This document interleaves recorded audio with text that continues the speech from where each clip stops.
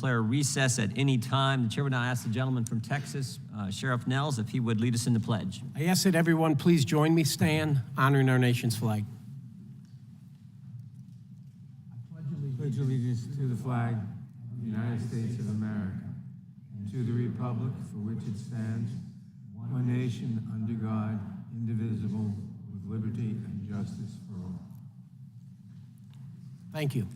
Thank the gentleman. We welcome everyone to today's hearing on oversight of the Bureau of Alcohol, Tobacco, Firearms, and Explosives.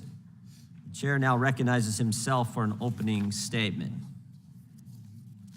You know what Americans can't stand? You know what they can't stand about this town? The so-called experts, the unelected experts who try to run our lives. Never put their name on a ballot, never have to go talk to the American people, get elected, never have to run for office. Best example, of course, is Dr. Fauci, who ran our lives for 2 years and was wrong about just about everything he said. Told us it didn't start in a lab, it wasn't our tax dollars, wasn't gain-of-function research. He said there was no natural immunity, even though it always had been for every other virus. Said the vaccinated couldn't get it, said the vaccinated couldn't transmit it. And now it's the ATF. Except with the ATF, they don't even claim to be experts. The director said so last week. Last week in a hearing in front of Congress in the Appropriations Committee, he was asked about firearms. He said, I'm not an expert in firearms. Not an expert, but still trying to run Americans' lives. You would think the head of the agency tasked with regulating the entire firearms industry, a constitutionally protected industry, would know something about firearms. Earlier this year, the ATF issued a rule that unilaterally puts new restrictions on Second Amendment rights. This rule redefined firearms with stabilizing braces as short-barreled rifles so that they could be controlled under the Gun Control Act of 1968, the National Firearms Act of 1934. There are approximately 40 million firearms with stabilizing braces currently in circulation.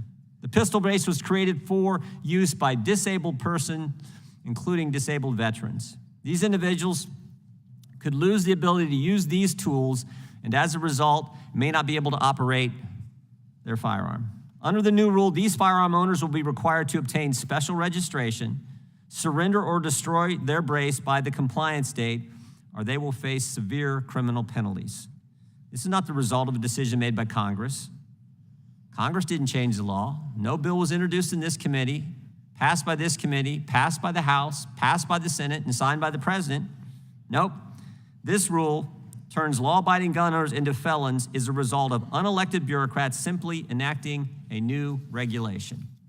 And that's not how it's supposed to work in our great country. Congress writes the laws and the executive branch enforces them. Here, the executive branch has taken power from Congress in deciding what the law should be, and that they charge themselves with enforcing. Director Dettelbach has in essence become a one-man Congress. Notably, this decision runs counter to the ATF decision under President Obama in 2012 that a firearm equipped with a stabilizing brace was, quote, would not be subject to the National Firearms Act and those controls. An independent analysis of financial harm to the firearms industry from the pistol brace ban has been estimated to exceed $1 billion. Law-abiding firearm owners relied on this ruling for a decade before having the rug pulled out from under them this year by Director Dettelbach's ATF. And it's not just with the stabilizing brace rule that the ATF is attacking the Second Amendment. They've also targeted firearms businesses by creating pretenses to shut them down. The new classifications are left purposely broad and allow the ATF to revoke the licenses of FFLs for simple technical and non-material paperwork violations. In 2022, ATF revoked over 90 licenses, more than any year since 2006. This is an attack on the Second Amendment, pure and simple, plain and simple. And I want to thank Director Dettelbach for appearing before us today, and we look forward to hearing from him and his taking our questions. With that, I would yield to the ranking member for his opening statement. Thank you, Mr. Chairman. Let me begin by first apologizing for the slander we heard this morning directed at one of the great public servants of our time, Dr. Anthony Fauci. Mr. Chairman, Violence continues to take the lives of more than 100 Americans every single day. It changes how safe we feel in our homes, in our schools, and in our houses of worship. It reduces vibrant cities to somber headlines. It takes our loved ones, old and young, and leaves us with another anniversary of lives cut short and a community forever traumatized. We have already lost more than 13,000 Americans to gun deaths so far this year, including 80 young children, 469 teens, and 18 law enforcement officers. We are the only nation in the industrialized world that tolerates such gruesome statistics. It is against this sobering background that Republicans have called this hearing to criticize the Bureau of Alcohol, Tobacco, Firearms, and Explosives, the law enforcement agency tasked with keeping guns out of the wrong hands. At least Republicans are transparent about their goal: to pressure, intimidate, and hamstring the agency so that it can no longer effectively do its job and protect Americans from violent crime. Some Republicans have even introduced a bill to abolish the ATF altogether. That's right. They seek to eliminate the law enforcement agency responsible for protecting communities from gun violence, stopping gun trafficking, and ensuring lawful and responsible gun ownership. Local law enforcement depends on the ATF to provide resources that help them solve crimes and prevent gun violence. In a recent President's message in Police Chief magazine, International Association of Chiefs of Police President John Lateny encourages fellow police chiefs to, quote, take advantage of the no-cost systems offered by the ATF to help investigate and ultimately remove dangerous weapons from our communities, close quote. He noted that, quote, ATF has the only gun tracing platform in the United States that can be used by local, state, federal, and global law enforcement agencies to investigate criminal gun activity, close quote. ATF also runs the National Integrated Ballistic Information Network, which provides local, state, tribal, and federal law enforcement at no cost with ballistic imaging, a critical tool that can help solve crime and prevent further gun violence. ATF also carries out its mission by lending its expertise, such as by classifying weapons, advising prosecutors, and promulgating regulations, and by collaborating with various law enforcement agencies. As Chief Lateny explains, collaboration can improve overall violence reduction strategies while allowing each piece of the system to focus on what they do best. Clearly, the president of the International Association of Chiefs of Police sees the great value that ATF provides. But some Republicans seek to abolish this agency and to end the work that it does to make Americans safer. Other Republicans merely seek to starve the agency of funding, to place additional restrictions on the use of its data to help solve crimes and keep communities safe, or to dismantle its regulations. In fact, just last week, this committee voted to prevent the ATF from regulating stabilizing braces, a device used in multiple mass shootings, including most recently in Nashville, to convert a pistol into a more dangerous short-barreled rifle. We just heard the chairman excoriate the ATF by saying it adopted this rule on gun braces without congressional action, without the Senate, the House, and the President signing it. Well, that's the function of any executive agency entrusted by Congress with making rules. How can it be that the majority says it stands with law enforcement, yet it seeks to abolish the only law enforcement agency with the capability of tracing gun crimes, of tracing crime guns, I should say? How can the majority say that they support state and local police while attempting to hamstring and starve the agency that provides them with so many critical resources for solving crime, including homicides, gun trafficking, and organized crime?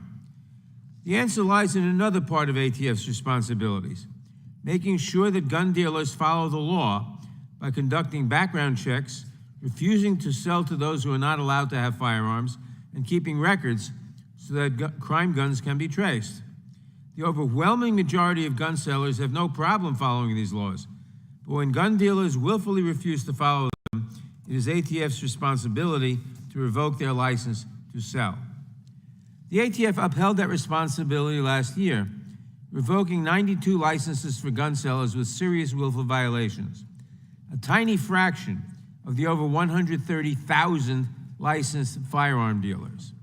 But gun groups cried foul, claiming that such revocations are crushing gun sellers, revoking 92 out of 130,000 licenses.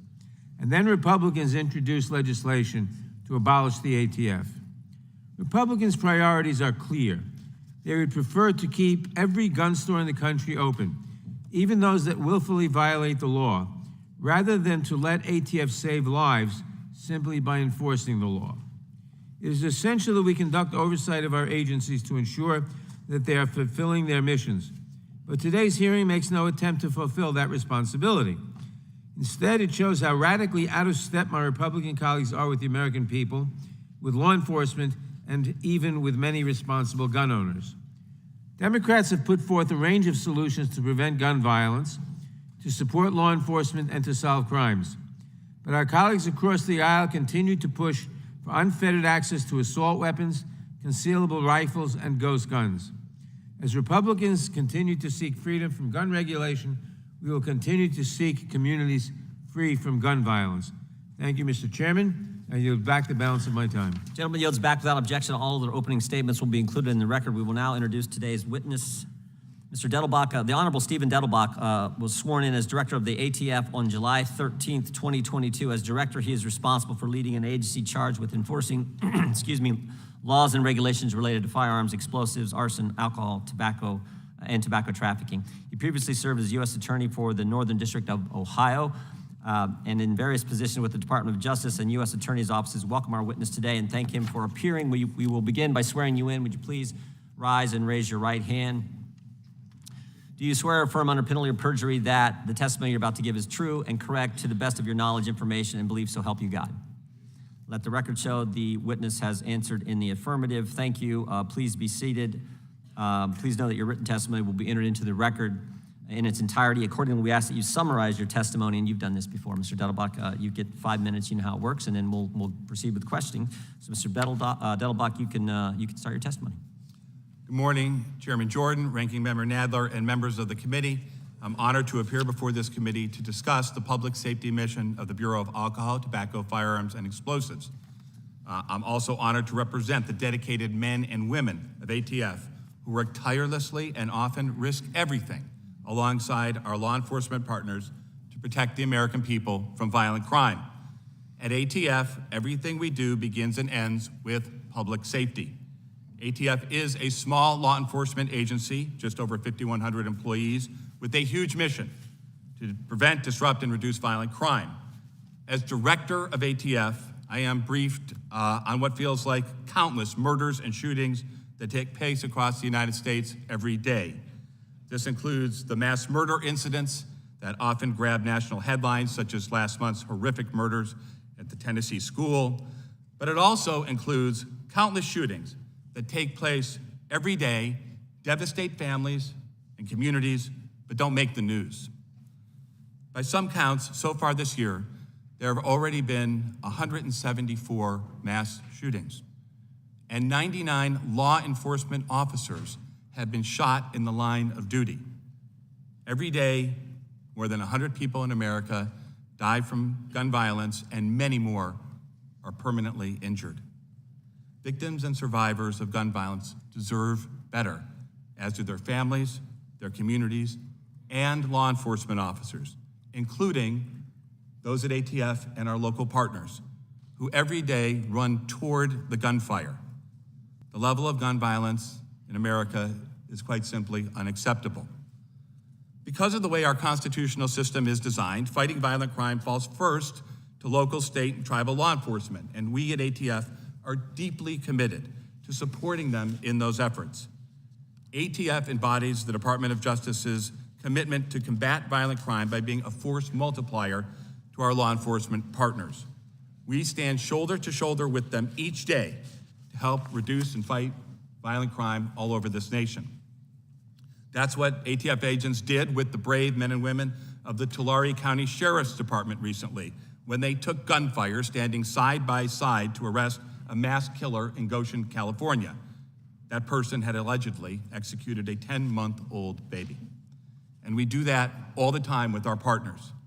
There is really no better partner for the courageous people in local law enforcement than their courageous partners at ATF. ATF's efforts are driven by two priorities: get shooters off the street and cut off the unlawful supply of firearms that fuels their violence. One of our greatest assets in accomplishing these priorities is our expertise in crime gun intelligence. Crime gun intelligence is ATF's ability to squeeze every last bit of evidence out of a firearm used in a crime, so that together with our state and local partners, we can find the trigger pullers who are terrorizing our communities and put them where they belong, in jail.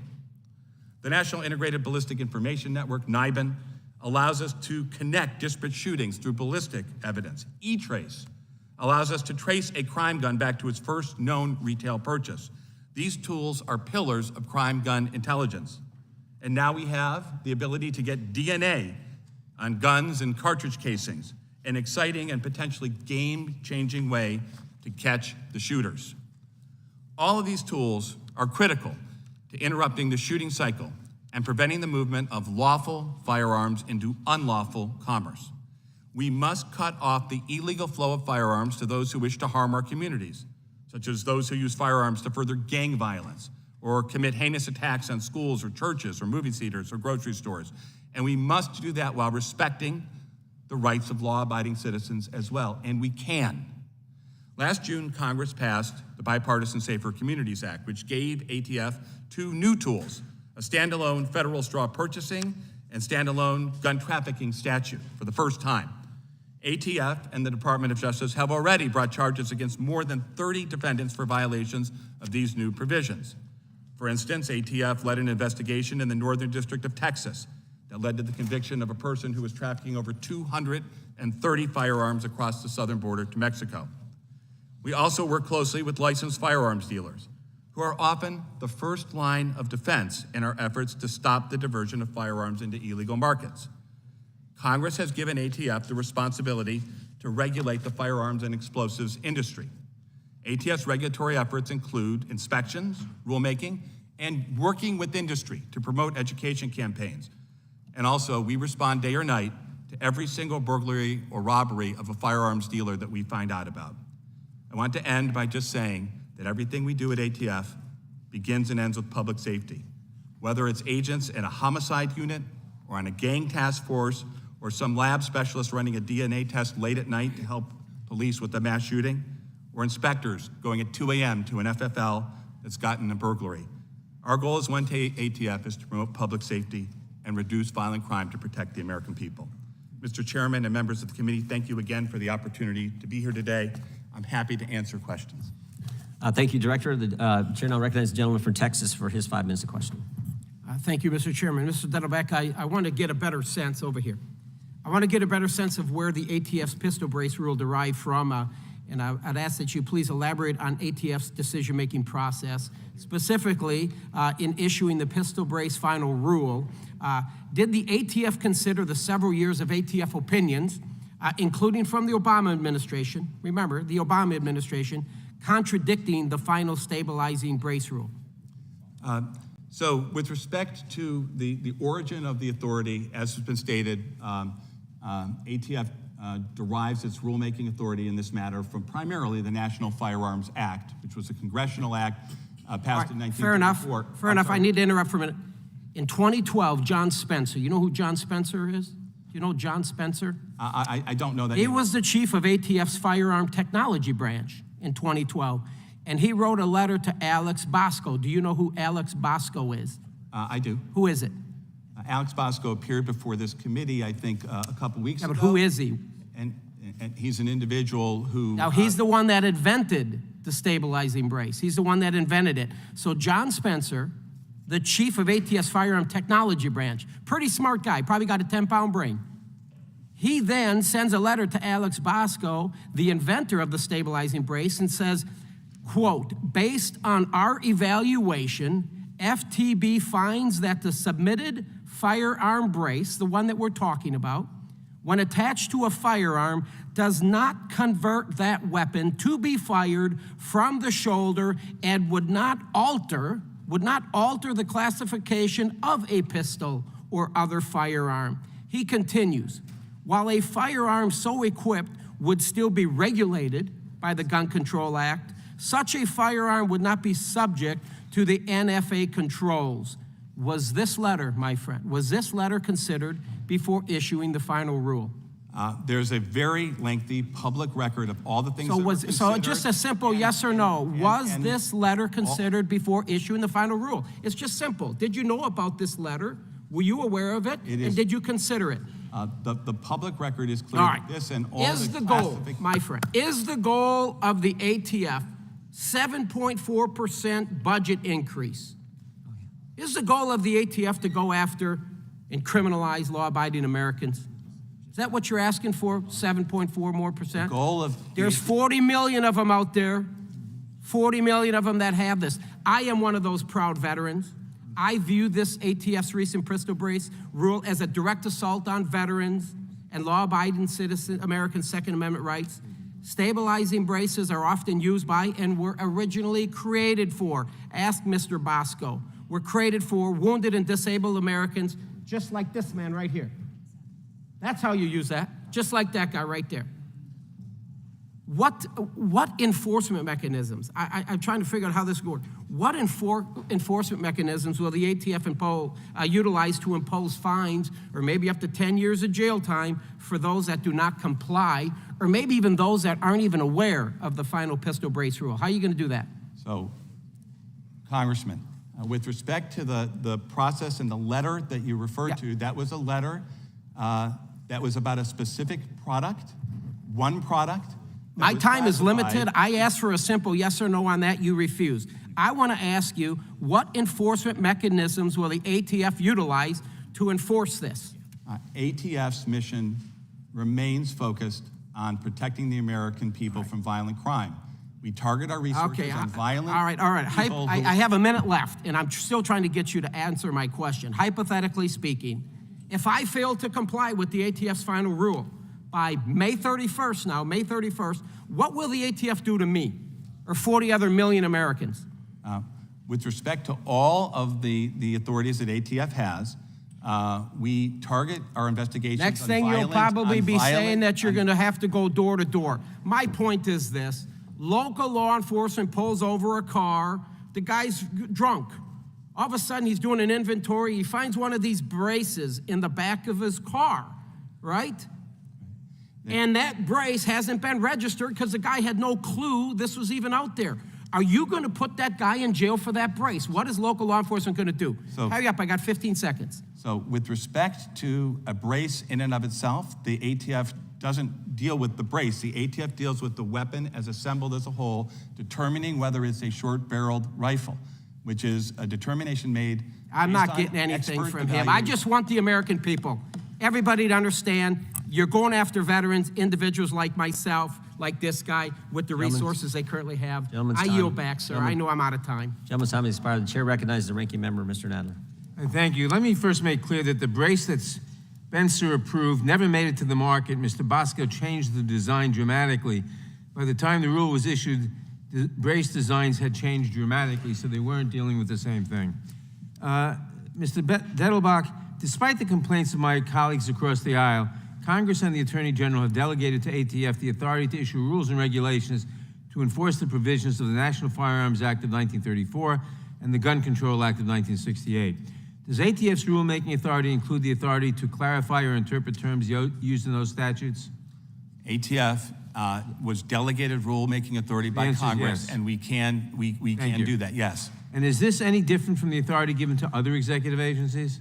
Congress determines the amount of authority given, but it is not uncommon to have the kind of rulemaking authority that Congress has decided to give to ATF. Thank you. Is ATF also often called upon to apply those statutes to new technologies developed by the gun industry? When new technologies develop, sometimes ATF is called upon to evaluate them and to apply Congress's rules to new technologies, yes. Thank you. For how long has ATF been doing the work of interpreting and clarifying statutes passed by Congress regarding firearms? Since before it was even called ATF, right? So So back in the 1930s, when Congress passed the National Firearms Act, it delegated to what was then the Treasury Department, I believe, a rulemaking authority, and that rulemaking authority has been delegated in other statutes by Congress. So for 70 years, basically. Probably closer to 100. Okay. In deciding how to apply those statutes to emerging technologies, does ATF rely on the expertise of technological experts as well as legal counsel? ATF uses all its resources and employees and expertise to follow the law as Congress has passed it and to implement those laws to protect the American people. The gun industry has a history of developing new technologies aimed at circumventing the nation's firearms. Technologies such as bump stocks, ghost guns, and stabilizing braces. Can you please explain how ATF determines when it is necessary to publish a notice of proposed rulemaking to clarify how statutory terms apply to emerging technologies? At ATF, we obviously are looking at violent crime. We're looking at public safety issues.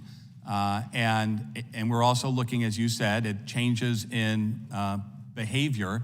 And we're trying to apply the laws as Congress passes them to a dynamic public safety and to new products that come out. It's not so much our concern what the motivation behind those products are, but we do have to apply the law as Congress wrote it to the current situation faced by the American public. That's what we try to do our best at ATF. We look at all the factors out there, we look at the public safety threat, and we try to do our best to take the language Congress wrote and to apply it to individual situations to enforce the law. Thank you. What would happen to ATF and the agency's ability to accomplish its mission if funding is cut, particularly considering the recent surge in gun violence and the years-long boom in firearm purchases? ATF is a small agency with an immense mission, protecting people from violent crime. And we work very closely with state and local law enforcement. We're not a large agency. There's not a lot of fat. You're cutting into bone. It would mean task force officers pulled from homicide units solving murder cases. It would mean carjacking cases and killings going unsolved. It would mean us not helping local law enforcement on gang task forces, working on cartel matters, us not being able to respond to firearms dealers, mass shooters. There's a variety of important public safety things that ATF is stretched very thin to do as it is now. And what could ATF accomplish with greater resources? With greater resources, all of those things I talked about, helping to catch shooters and trigger pullers with local law enforcement, helping to try and make sure we're getting to them the crime gun intelligence they need to see who are the trigger pullers, who are the worst of the worst, and how can we work together to catch them and put them in jail. We could do more to support them. Everywhere I go in this country, I talk to chiefs, sheriffs, community members. And it doesn't matter if it's in the middle of the country or on a coast, in a sheriff's department, in a rural area, or on a suburb or in a city. They all say the same thing to me, all of them. Send us more ATF resources so we can help fight violent crime. That's what we would do with those resources. Thank you. My last question, in what ways does ATF work with state, local, and international law enforcement agencies to protect the American public from gun violence? We work every day, all the time, shoulder to shoulder with them as they run into the gunfire to protect our communities. These local law enforcement people who work with us at ATF together are courageous people, they're heroes, and they deserve all of our respect and support. Thank you very much, and accept my congratulations on a job well done, and I yield back. Gentleman's time to expire. Mr. Chairman, I ask unanimous consent that the ATF Director article dated 4/25/2023 be placed into the record. Without objection. Gentleman from California is recognized for 5 minutes. Thank you, Mr. Chairman. Director, are you an expert in firearms? If you're referring to the statement I made, there was a member who was a veteran. I respect very much people's service to our military, who said that he had been an expert. I told him I might not be an expert to the same extent he is, and I'm certainly not an expert to the same extent that people who work for decades at ATF as firearms experts who examine the mechanics, velocity speeds, Okay, I'll take that as I'm not an expert at some level. Are you an expert on tobacco? I spent my career as a federal prosecutor putting gang members, violent criminals, cartel cases. No, I in appreciate prison. that. That's my Please. background. Yeah, so I want to get the yes or no's, try to make it quick. I'm not expecting a yes, to be honest. You're not an expert on tobacco, you're not an expert on guns. Are you an expert on explosives? I have prosecuted cases involving the attempted terroristic bombing of a bridge in Ohio, near Cleveland, where you're from. I have dealt with a firebombing of the Mansfield, Ohio. Do you know what courthouse. PETN is? I'm sorry? You know what PETN is? I don't hold myself out as a technical expert in every aspect of Okay, firearms, have but you worked I'm an with- expert in dealing with violent crime. Okay, so you know what a prosecutor knows. You have no expertise specifically in what the men and women of the ATF in various stages are experts on. Is that correct? Respectfully, ATF is a law enforcement agency. I have worked with ATF and law enforcement agencies, Okay. including police, my Okay, whole career. I'm trying not to get frustrated over not getting an answer to yes or no, so let's move on. During your earlier testimony, you just said that that you look at behavior to decide about rulemaking. Is that correct? That's what I heard. What we look at is we look at the entire. Okay, I have very limited time, and I I only ask for you can expand afterwards, but a yes or no. You said you looked at behavior. I don't recall the exact words. What we look at is we look at the laws that Congress passes and the public safety threats facing America. Okay, so as you look at behavior, which the record will show you were saying, does the Second Amendment, the Constitution, forgetting about statute, because you can forget about statute, Constitution clearly trumps statutes. The Constitution has a right to keep and bear arms. Does behavior change the interpretation of the Second Amendment? In your opinion as an attorney? I think the Supreme Court has ruled, and more than once, that the right to keep and bear arms is an individual right possessed by Americans. So we have a right to keep and bear arms. You've spent a lot of time talking about various things. Today we're talking about the brace at some length, I suspect. Does the brace increase the accuracy of a pistol, in your opinion, to the extent that you know? Congress said... No, don't answer. No, excuse me. I have limited time, and I insist on your answering the questions I ask, or don't waste any of our time. To the extent that you know enough to have proposed a rule that bans or registers braces, does a brace increase the accuracy of a pistol? My understanding is that Congress determined that the ability to shoulder short-barreled rifles made them, quote, unusually dangerous. You're not, unusually dangerous because it increases the accuracy. Unusually dangerous because Congress said so it let's was understand something. I appreciate you telling me what our body does, but you have two types of weapon, a pistol and a rifle. A rifle is more accurate than a pistol because it is better braced, correct? Shouldered, I believe that Congress determined that when weapons could be shouldered and also concealed, that they were unusually dangerous. Okay, so you're not answering any of the questions, but I'll put one more statement out there.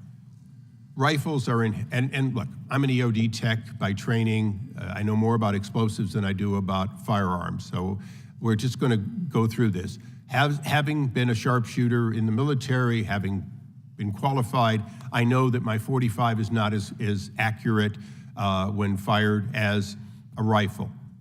But nowhere in the Constitution does it say that the accuracy of a weapon somehow changes the category for purposes of the Second Amendment.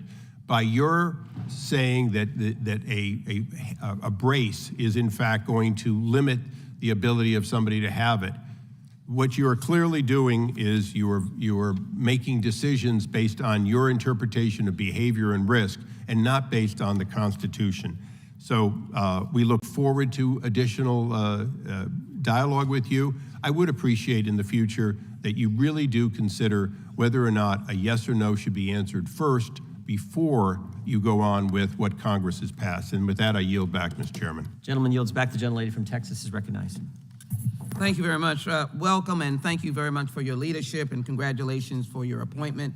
Let me also congratulate and thank the men and women of the ATF who every day are standing on the front lines trying to ensure that the American people are safe.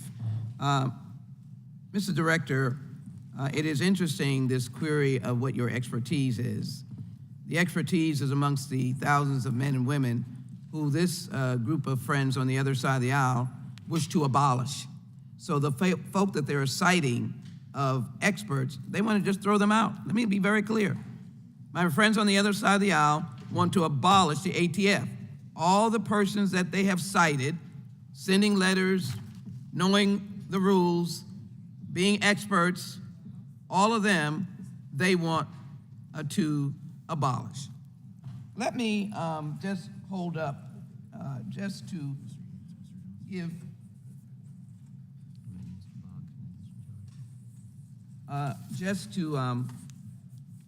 pay tribute and acknowledge that these are the deceased, their families are still mourning, of the incident in Buffalo at the grocery store. It was an assault weapon that killed them. My question to you is just simply a yes or no. You know what an assault weapon is? You've seen one. Again, that would be a decision for Congress to make respectfully as to make that definition. There are numerous different legislative bodies that have taken up that question. They have all. If we laid a weapon on the table, you could pretty much say that falls in the category of an assault weapon. Respectfully, that is a decision that different legislative bodies have come up with different definitions for. It would be for the legislators to make that determination as to how they would define it, unless they were to delegate that authority to ATF. Let me move on. I know that I had the privilege of being at the testing site in Houston, and thank you for coming to Houston. This is a picture of the actual equipment that tests gun tracing. Could you just quickly say what that does and how that impacts reducing crime? Very quickly, my time is short. Crime gun intelligence, including firearms tracing, happens when a local law enforcement agency has a crime that they're investigating, and they want to trace the firearm that was used to hurt or kill somebody to its first retail purchase. It helps them to identify the trigger pullers, and it helps them to take them off the streets. In recent years, AR-style pistols equipped with stabilizing braces have been used in several mass shootings. Is that correct? That is public record. That is correct. The shooter who killed 9 people and injured 17 in Dayton used an AR-15 with stabilizing brace. Is that correct? My understanding is that is correct. The shooter who killed 10 people, including a police officer in Boulder, Colorado, a Ruger pistol equipped with a tactical brace. Is that correct? My understanding is that is correct. The shooter who killed 5 people and injured 19 others at Club Q in Colorado Springs in 2022 used a pistol equipped with an SB tactical stabilizing. Is that correct? From the public pictures in that case, my understanding is that is correct. Just 4 weeks ago, the shooter who killed 3 children, 3 adults in Nashville used a pistol equipped with a stabilizing brace, correct?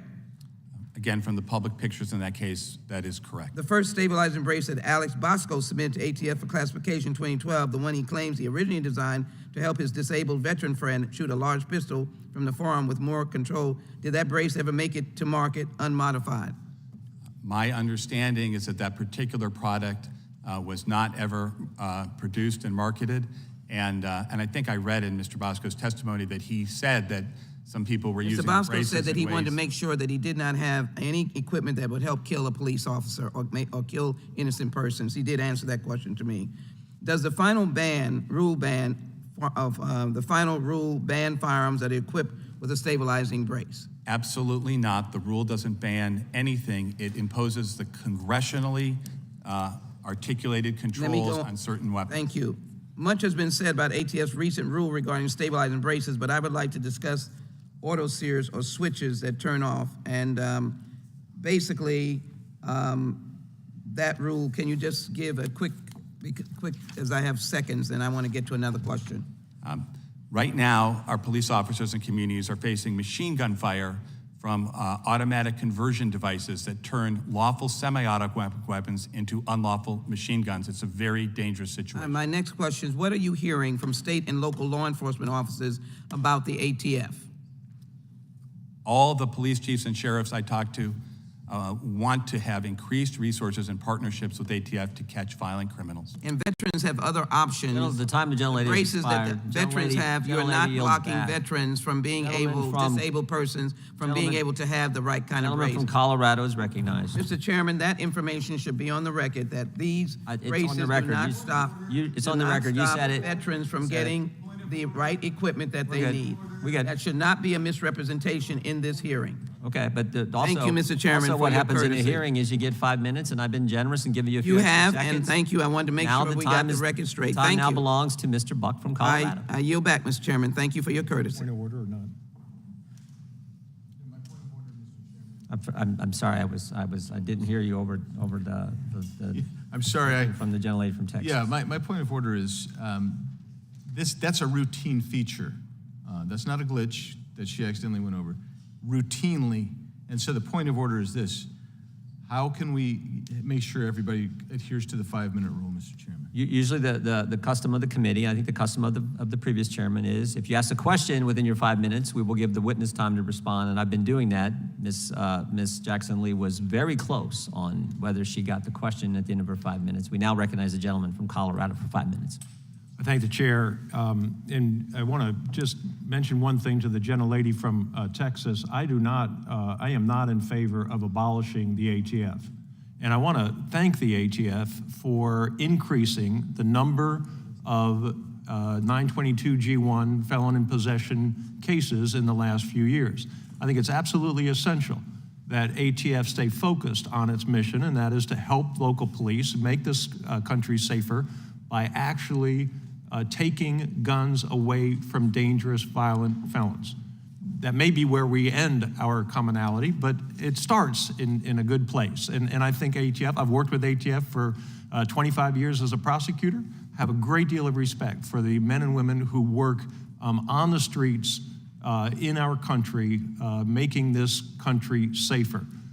If we stayed focused on violent criminals, we could reduce the crime, especially in urban America, where it is so dangerous. And so thank you for that aspect of your job. I want to just ask the director, do you know why the Capitol building is on the hill? It's because we overlook the executive branch. Do you know why Article 1 of the Constitution talks about the legislative functions?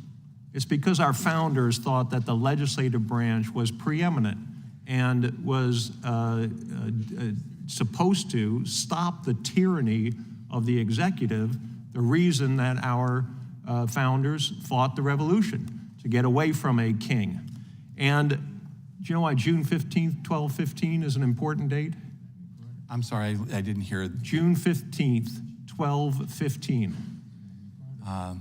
It's when the Magna Carta was signed. I was going to guess that, but I didn't want to no, get it's it a wrong. good guess. And actually it was signed in Windsor, and I'm from Windsor, Colorado, and I don't see any area of Windsor, Colorado where it could have been signed, but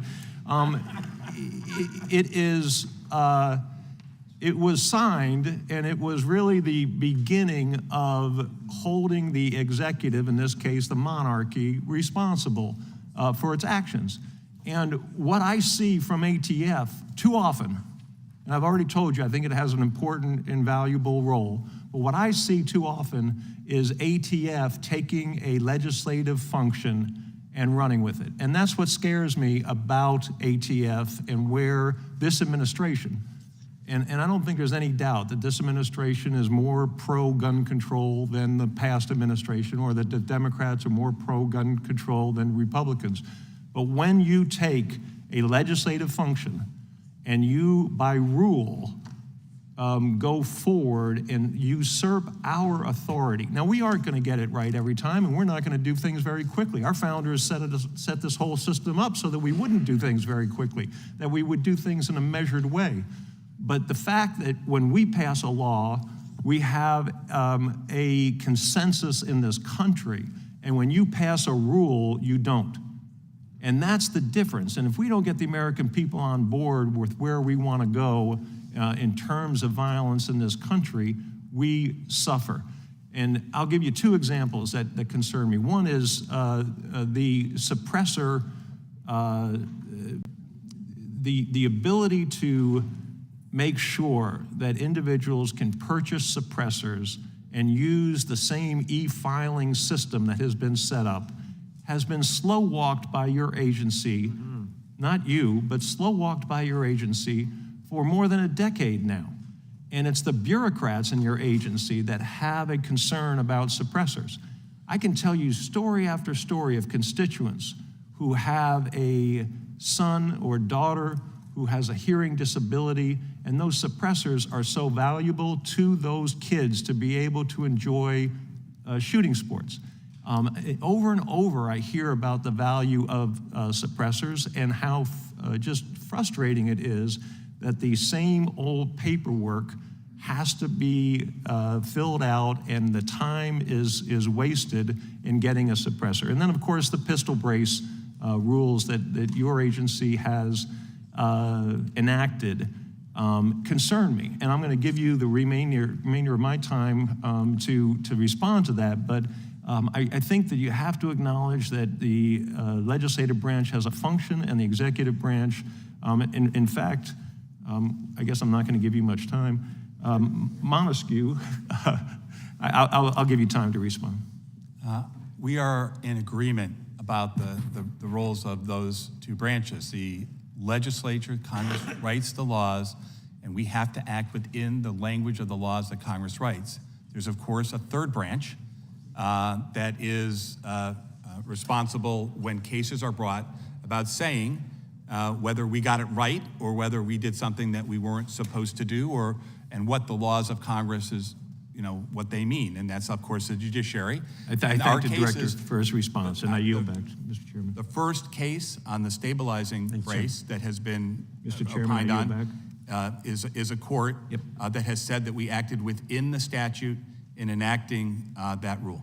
Yeah, Sixth Circuit just said the opposite about the bump stock yesterday. So I think the court cases are mixed. The chair now recognizes the gentleman from Cohen, Mr. Cohen from Tennessee. Excuse me. Thank you, sir. Mr. Massey and I have had discussions in the past about good guys with guns, good people with guns, but good guys is what they kind of say. And he says good guys with guns often are there and they protect people. Ms. Jackson Lee asked you about a bunch of stabilizers that were used in mass shootings. So there's a history of stabilizing guns or rifles, whatever, being used in mass shootings. Is that true? I think the questions were, I took them to be about short-barreled rifles and equipped with stabilizing braces. Okay. Have you ever heard of a person with a short, stabilized rifle, whatever, coming and using it to defend somebody, a good guy with a gun? I don't know, but these are lawful weapons, and I assume that people who follow the rules use them for all the lawful purposes that they can be used for. Do you have to put your gun together to stabilize it, or is it you kind of take it around? It's like a... When people, basically the rule deals with this situation, which is there are short-barreled rifles that are sold in one piece. And then what happened in the market was people designed stabilizing braces that could be attached to large frame pistols so that basically you were making the exact same weapon in two pieces. Right. Those weapons are not banned. They have never been banned. Congress just determined there was increased controls that had to be imposed on those. But to the best of your knowledge, nobody's ever used one of those to defend somebody. I wouldn't know. Mostly they're used by people who go out with the intent to kill people. Well, we don't seek to investigate and monitor the conduct of law-abiding citizens who are using firearms for lawful purposes. That's not what we do at ATF. President Trump asked ATF to work with the bump stocks, right? That happened in the last administration, that is correct, after the Las Vegas massacre. And Mr. Jordan made a point about some issues. He said it was not passed by the House and the Senate and signed by the President. That wasn't passed by the House and the Senate and signed by the President, was it? It was just Mr. Trump asked it to be done. My understanding is those rules were issued, and our legal papers, there's hundreds of pages with our position on this that are public, was passed under the same rulemaking authority that Congress gave under the National Firearms Act. Do you have any knowledge of whether or not there were members of Congress who wrote to the ATF after Mr. Trump did this and said, this is a usurpation of our power and we're up on this hill and overlooking the executive. There is litigation with a massive administrative record. There are letters from interested groups and members of Congress. I don't know, but that would be the place to look to see about that. Memphis has a crime problem and a gun problem, and I have met with your representatives in Nashville and Memphis both, the Nashville Field Division, and we appreciate what they're doing, and the police department appreciates what they're doing too. They help them in quite a few cases. Most crimes in Memphis are committed with handguns, and recently I've heard about Glock switches that have been confiscated in Memphis at the port and recovered by Memphis police. Can you tell us what a Glock switch is and why they're so dangerous and what the ATF is doing about them? Glock switches are small devices. They actually can look innocuous and sometimes blend with the firearm, but they convert a semi-automatic pistol into an unlawful, fully automatic machine gun. They override some of the functions to do that. And I have met with chiefs around the country. I think one chief, I remember him saying to me very vividly when I asked what the problems are, he says, it's raining Glock switches. So, if you're executing a search warrant as a police officer and you're knocking, police with the warrant, in that time it took me to do that, now the person on the other side of the door might be able to fire 40 rounds through the door. It's an extremely dangerous situation for the American public and for law enforcement. How are Glock switches regulated? They're unlawful. So machine gun conversion devices under the National Firearms Act are unlawful.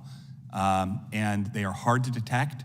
They are flooding it into our community. People are printing them on 3D printers. It is a significant public safety threat, and we are working as hard as we can with what we have with our local partners to try and get ahead of that, but it's hard. So that's part of what you get is an increase. What you do is you have to look after Glock switches too. Of course, when people... Let me ask you this, we only have a few seconds left.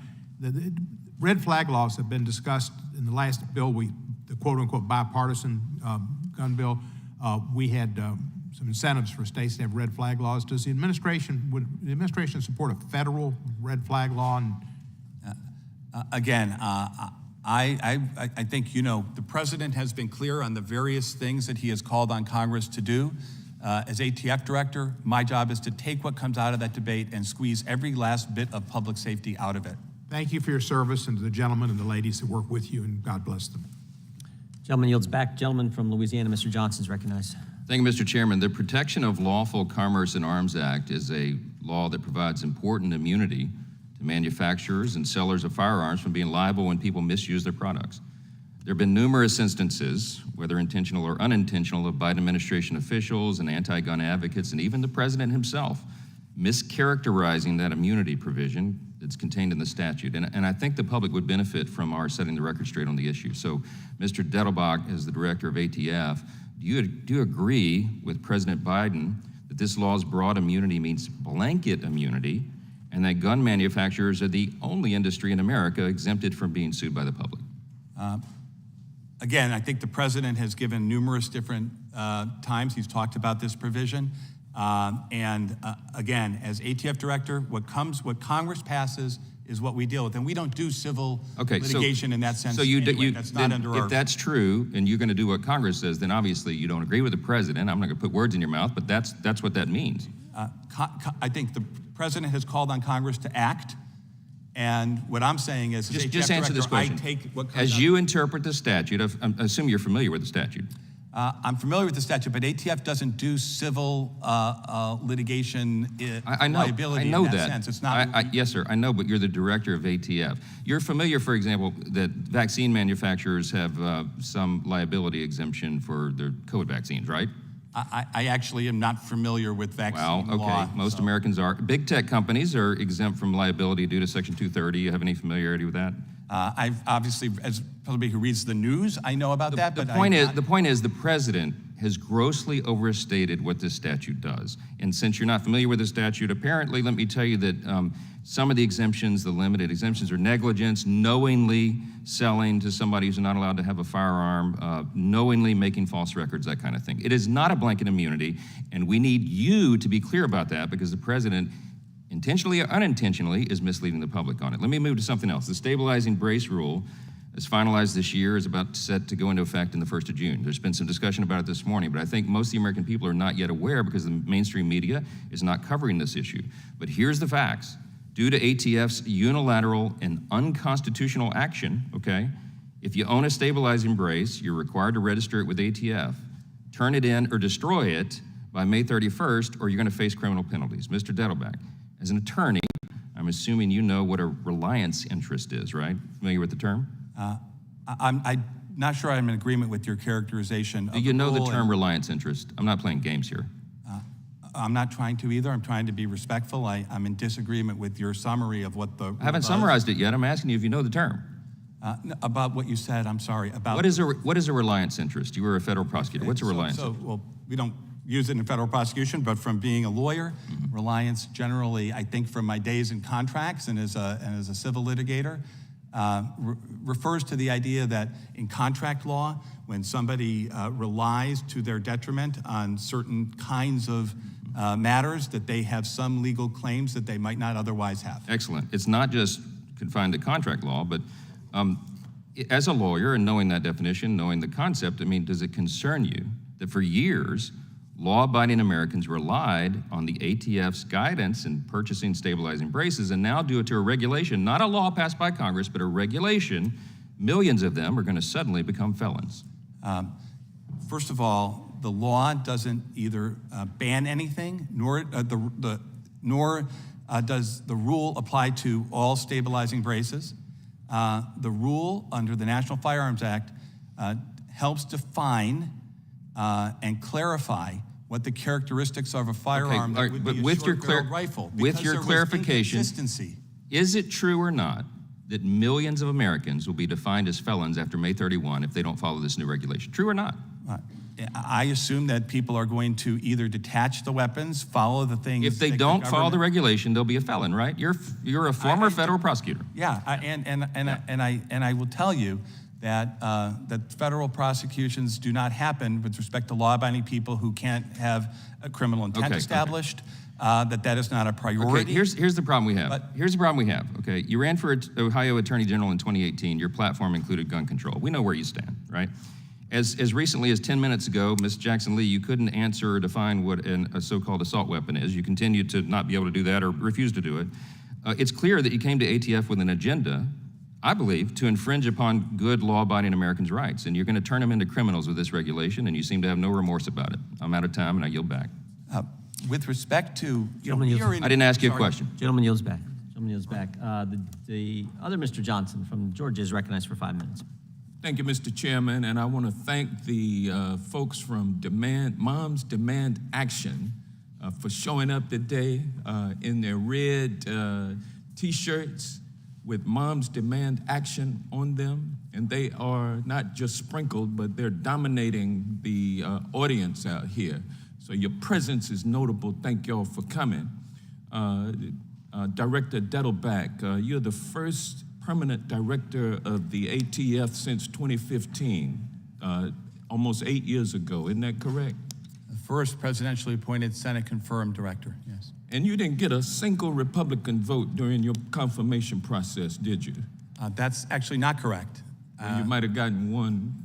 I think I received 2 votes. 2 votes for my just confirmation a mere from 2 votes. Senators. Yeah, and tell me this, sir. You've heard of the MAGA Republican calls to defund the ATF, have you not? I have obviously heard of calls to defund law enforcement and defund ATF. Let me ask you this, sir. Let me ask you this. The major functions of the ATF are to reduce the risk to public safety caused by illegal firearms trafficking, correct? It's to get shooters off the street and cut off the unlawful firearms that enable them to kill people. And also a function of the ATF, a major function, is to reduce the risk to public safety caused by criminal possession and use of firearms, correct? That's also one of the things we work on, yes. And you improve public safety by increasing compliance with federal laws and regulations by firearms industry members, correct? That's what Congress has tasked us with doing. Sir, you are aware of the fact that gun violence is on the increase in this country, correct? The gun violence problem is very significant all over this country. What would be the impact of the MAGA Republican plan to defund the ATF? It would have a negative impact on public safety. It would make us less safe. I believe that's correct, and it would make it harder for state and local law enforcement to work together with us on violent crime. And we wouldn't be there to help them. Because it's a holistic system with the federal, state, and local governments acting in concert to keep us all safe. Isn't that correct? Since I started this business in 1991, that is the single most positive development in law enforcement, is those collaborations that exist now, regardless of administration, between federal, state, and local law enforcement, every day. Would it be fair to say, sir, that the MAGA Republican plan to defund and abolish the ATF would lead to increased gun violence? Defunding the ATF would make it easier for people to get away with killing people, hurting people with guns, and it would make it easier for them to unlawfully obtain firearms to do that. Tell me this, sir. Republicans have blocked the confirmation of an ATF director since 2015. What impact has that had on gun violence in this country? Respectfully, I'm director of a law enforcement agency. It's very hard for me to estimate the idea of what political differences have. But it's had a negative impact, hasn't it? The fact that the ATF has gone without a director since 2015. I believe that in the name of good government, that regardless of which party is in the White House, that we should have confirmed directors of ATF. That is my belief. So, sir, the ATF plays a critical role in protecting communities from gun violence and ensuring the safe dealing of and access to firearms by law-abiding Americans. Isn't that correct? We protect public safety, and we must respect the Constitution, of course. Now, why would it be that Republicans would seek to abolish the ATF? Could it be because they want guns to continue to be unregulated in American society? They want to see the Wild Wild West continue, but this time not with six-shooters, but with weapons of mass destruction in the hands of unfit individuals in our country? At ATF, what we work on, of course, is public safety. I don't know the motivation of others. That's why I came to this job, is to work with people to try to address problems. I start from the point of view that everybody can agree, no matter what their views are, that we can do more to protect people from violent crime. People may have passionate differences on how to do that. That's for Congress to decide. But I do start from the notion that people want to make our country safer. Well, I thank you for your service, sir, and I yield back. Gentleman yields back. Gentleman from Florida is recognized. How many guns has the ATF lost? I'm not sure I understand the question. Is it a difficult question to understand? Well, I don't know if you're referring to any particular incident or time How many period. instances should we be looking at where you've lost guns? So if what you're referring to is what happened at the National Destruction Branch, no guns were lost. They were stolen by an individual who's now in prison, who was not an ATF employee. But there were recommendations made on what you should do so that you don't become the victim of the theft, and the Inspector General saying you're not following them. I'm quoting directly from the Inspector General's report. Thousands of firearms parts, and ammunition had been stolen from the ATF. So you gave testimony that the brave ATF agents are the ones showing up at 2 a.m. after a burglary, but it seems as though in this case, you were the one burglarized. Why have you not followed the recommendations of the Office of Inspector General so that you aren't the mark? Again, I want to say that it is brave women men and women of ATF who do this. That's not a I know what they're doing. I know what they're doing. They're day. getting robbed on one hand, so you can't keep a hold of the guns you're supposed to have, but then you do keep a hold of a bunch of stuff you're not supposed to have a hold of. The GAO report, firearms data, ATF did not always comply with the Appropriations Act restriction and should better adhere to its policies. As a result of breaking the law, didn't you guys have to go and delete Like 250,000 records that you illegally kept? Again, with respect to both the Inspector General reports that you're talking Nope, about. one's Inspector General, one's GAO. Well, Very the Inspector General report, ATF, that happened several years ago, more than that. 2022 And is the ATF has, date of the the report report. came out, but the theft, and Yeah. ATF has implemented numerous different safety measures with respect to the National Destructive Branch. Well, I mean, in order I'm reading to you safeguard- from the report from last year, Mr. Director. We found that the NDB staff does not currently in 2022, adhere to established operating procedures in place to mitigate risk of firearms being lost and stolen. So I guess that shows an ATF that is not functioning correctly and is not responding to the problems you create. You keep records you're not supposed to. It was 250,000 of them you had to delete, right? I don't believe that is. Was it over 200,000 that you had to delete? So what was happening was. I just want to know the number of records you had to delete that were not being lawfully maintained. There were records that had not actually been searched, but my understanding Hundreds of is thousands were of them. searchable. And so that's what you guys do. You keep what you shouldn't keep. You lose what you're not supposed to lose. But how do you treat regular Americans? I got this letter from someone in my district, a firearms dealer. I have been a firearms dealer for 46 years. For 46 years, I've had a good relationship with law enforcement. Then came the ATF's zero tolerance policy. 2 years ago, while in the process of selling a firearm to a customer, I completed their background check using Florida's FDLE firearm purchasing program. The background check was uneventful, and FDLE rendered an approval number. Some months later, during an ATF audit, I was told the background check was now a non-approval. Even though FDLE made the error, it was on my paperwork, so ATF deemed it a willful error. After completing close to 50,000 background checks over 46 years, why would I willfully ignore this background check? The answer is simple. I did not, but the ATF has revoked my license, ended my career, and my livelihood. So I guess the question is, why should you be able to destroy the life of one of my constituents over a technicality where they weren't even at fault, when you all lose thousands of guns and illegally keep hundreds of thousands of records?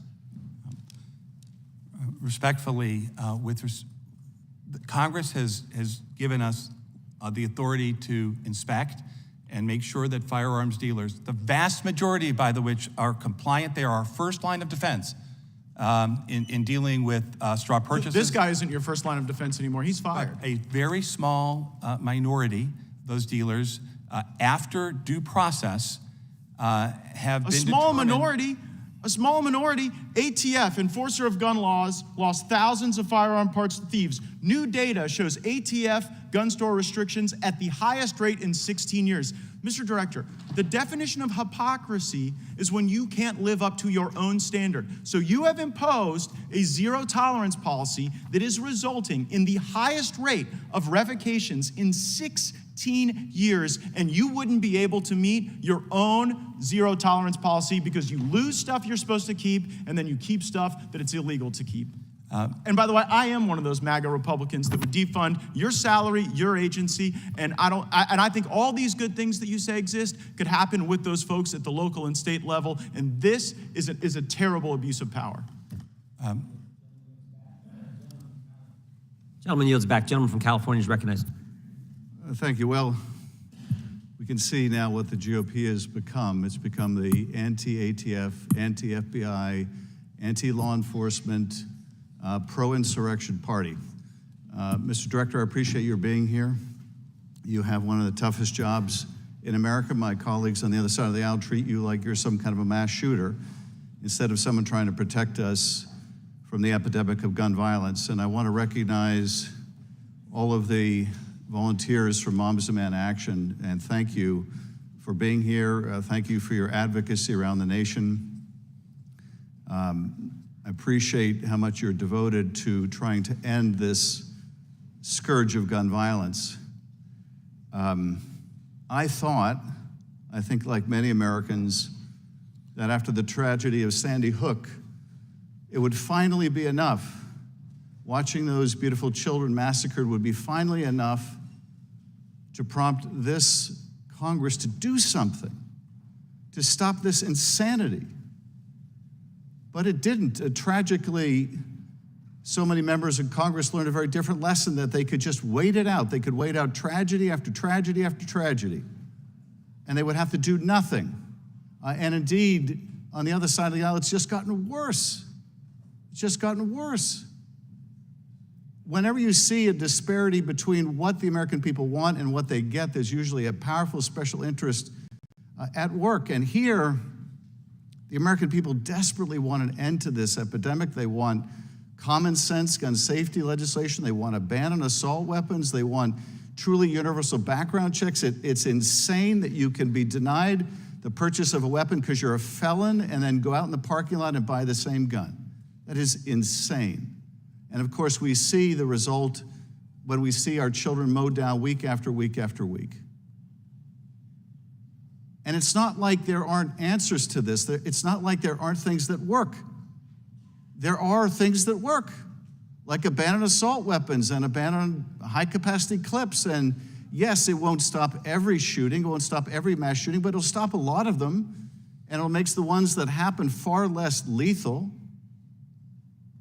I mean, the GOP has become the party of wanting guns with more lethality, capable of killing more people, capable of killing more kids and more cops. And I'm sure they don't actually want cops and kids to die, but it's the effect of their actions, it's the effect of their inaction that people are dying. I mean, not even NRA members want this. And so why do they? Who benefits from this? Who benefits from this absurd, grotesque spectacle of mass shootings week after week and the daily trauma of people getting gunned down? Who benefits? Certainly not the American people.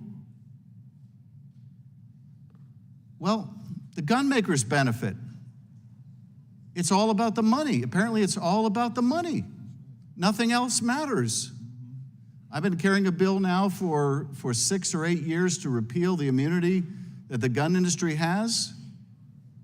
Because if it's all about the money, then the only thing that will stop the violence is to take away the money, take away the profit in murder. So I'm grateful to Moms Demand Action. I'm grateful for what you're doing out there. You're making a difference. If not in this building, you're making a difference in state capitals. I think you're going to make a difference in this building. We will get to a tipping point where we will show that we can beat the NRA, we can pass common sense reforms, and we can protect the public. You know, there has been a lot of progress, I think, on the Democratic side of the aisle of members running towards this issue, not away from it. But on the other side of the aisle, after that terrible shooting in Buffalo, for example, a year or two ago, when one of the Republican members said they could no longer in good conscience oppose an assault weapons ban, it was a few days later they were forced to announce that they would not run again because they were told basically that they would be drummed out of the party. And that has got to change. We're just going to see more Americans die from the lack of courage in this building. But I am just so fed up with getting up every day and seeing another city devastated, another town, another school known not for the beauty of its people, but for the deadliness of another tragedy. We've got to do better than this. I yield back. Gentleman yields back. Chair now recognizes himself for 5 minutes. Mr. Dettelbach, are you troubled by the rule? I mean, you told him one thing 10 years ago, and now you're directly contradicting that. The stabilizing break short barrel rifle rule, I assume, is the rule you're referring to. I'm referring to the letter that was sent back on November 26, 2012, that Mr. Nell's referenced in his first line of questioning, where you told the FTB finds that the submitted brace, when attached to a firearm, does not convert the weapon and would not alter its classification. Now you're doing just the opposite. We have been public and in the rulemaking itself have detailed that history, and there were inconsistencies. However, there was also a situation, Mr. Chairman, where people were marketing products that had never been presented to ATF, saying that they were ATF Was that the only approved. time you told them? The only time you told the American people that it was okay? No, we look at specific Let me read products. this letter, March 5th, 2014, because this doesn't so much focus on the brace. Focus on how the weapon's used, and we have determined that firing a pistol from the shoulder would not cause the pistol to be reclassified as a short-barreled rifle. We did not classify weapons based on how individuals use the weapon. So you told them not once, but twice that it was okay. And I'm just asking, does it bother you now that you're making the change that's going to impact millions of Americans?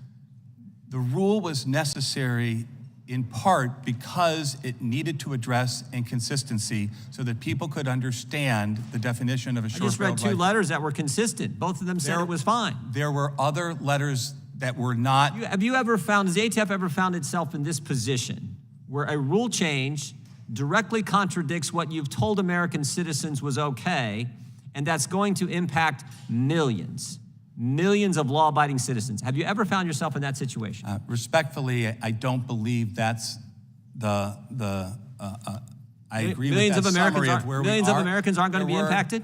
There were specific products that get presented for classification. Those products then sometimes change. They're not the same ones that are marketed. And there was inconsistency. The market is dynamic. It was necessary to do what notice and comment rulemaking, I think, is a better way to do that. I think millions of Americans think the inconsistency is with the ATF because you told them one thing and now you're changing. What happens on May 31st?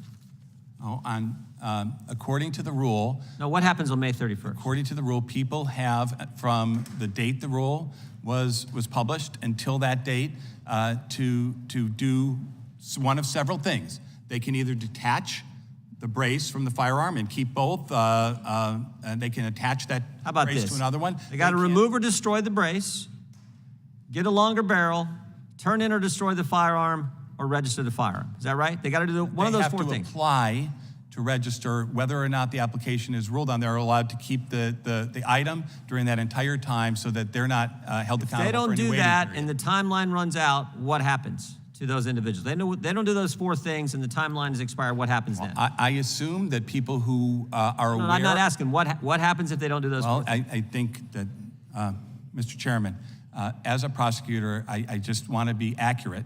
What happens, former prosecutor, what happens is, depending on the circumstance, if a person is unaware, right, they're not going to be prosecuted for things that they're unaware of. Let's cut to the chase. They could be a felon, right? Well, they could be a felon. It depends on the facts and circumstances of each case. And of course, we would prioritize enforcement on gang members who are having these items and shooting You mentioned people. enforcement. How are you going to enforce this?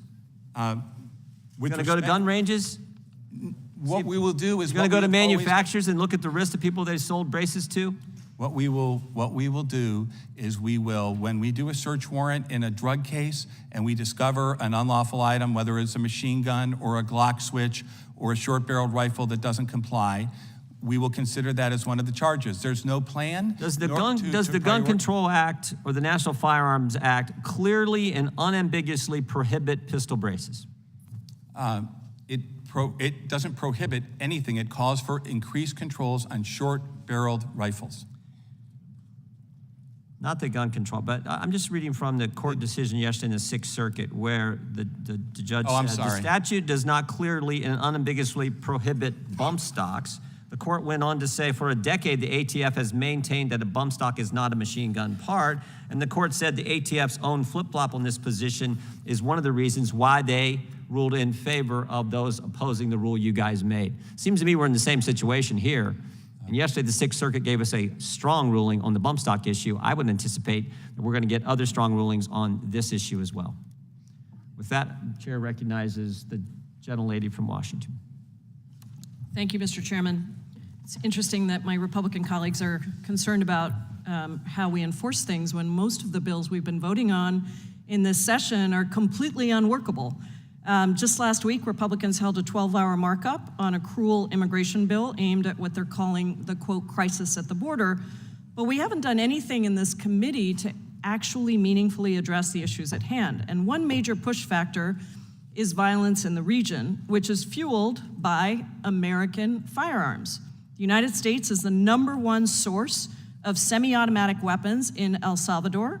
About 500,000 guns are trafficked to Mexico from the U.S. every year, and 70 to 90% of guns recovered at crime scenes in Mexico are traced back to the United States. So the crisis of gun violence in the United States and our lack of gun regulations is spreading to other countries.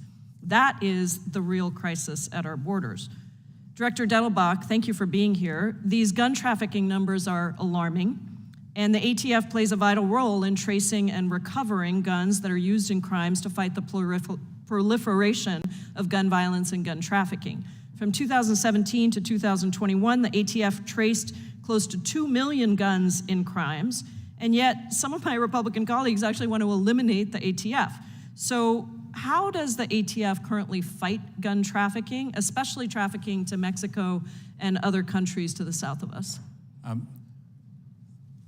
In trying to effectualize our public safety mission as a small agency with a big job, we try to bring tools to that. And the two tools that we bring to the problems you're talking about are partnership with our state and local law enforcement and crime gun intelligence.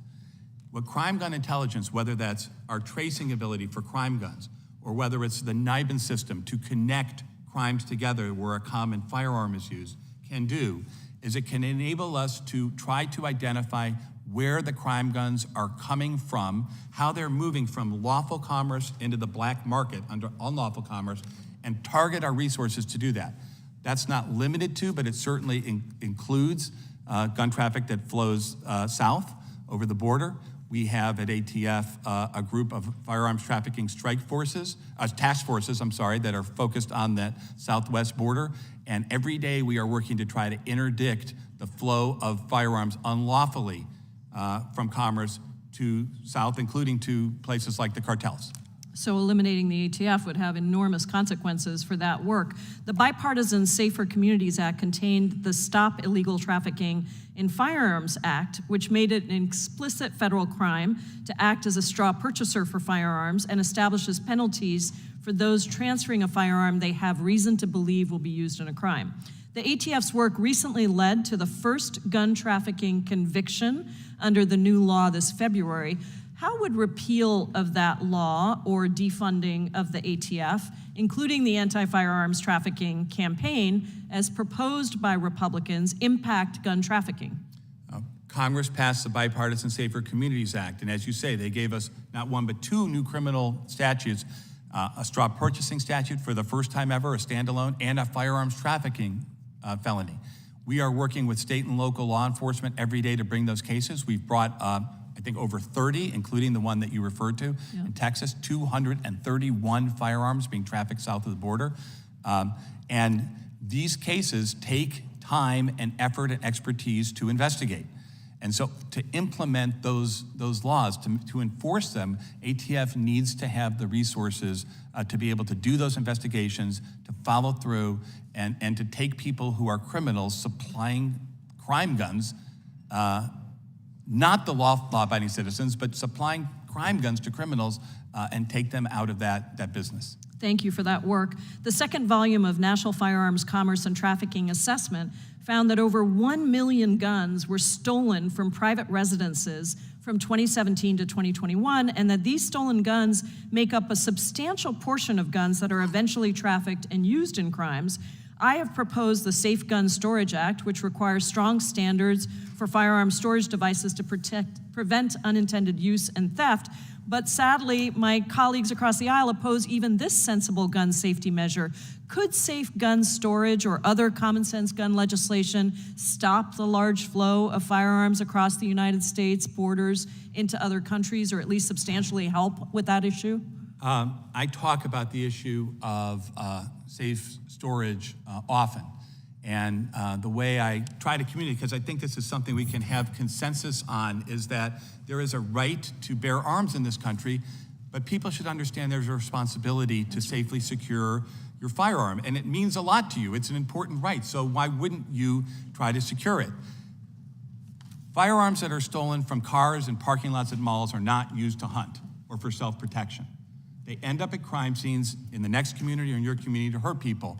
I would just encourage everybody to do what your local police chief, sheriff, ATF, SAC says, which is please think ahead and just act responsibly and secure your firearms. It's what everybody wants, and real people in our communities are getting hurt by just carelessness.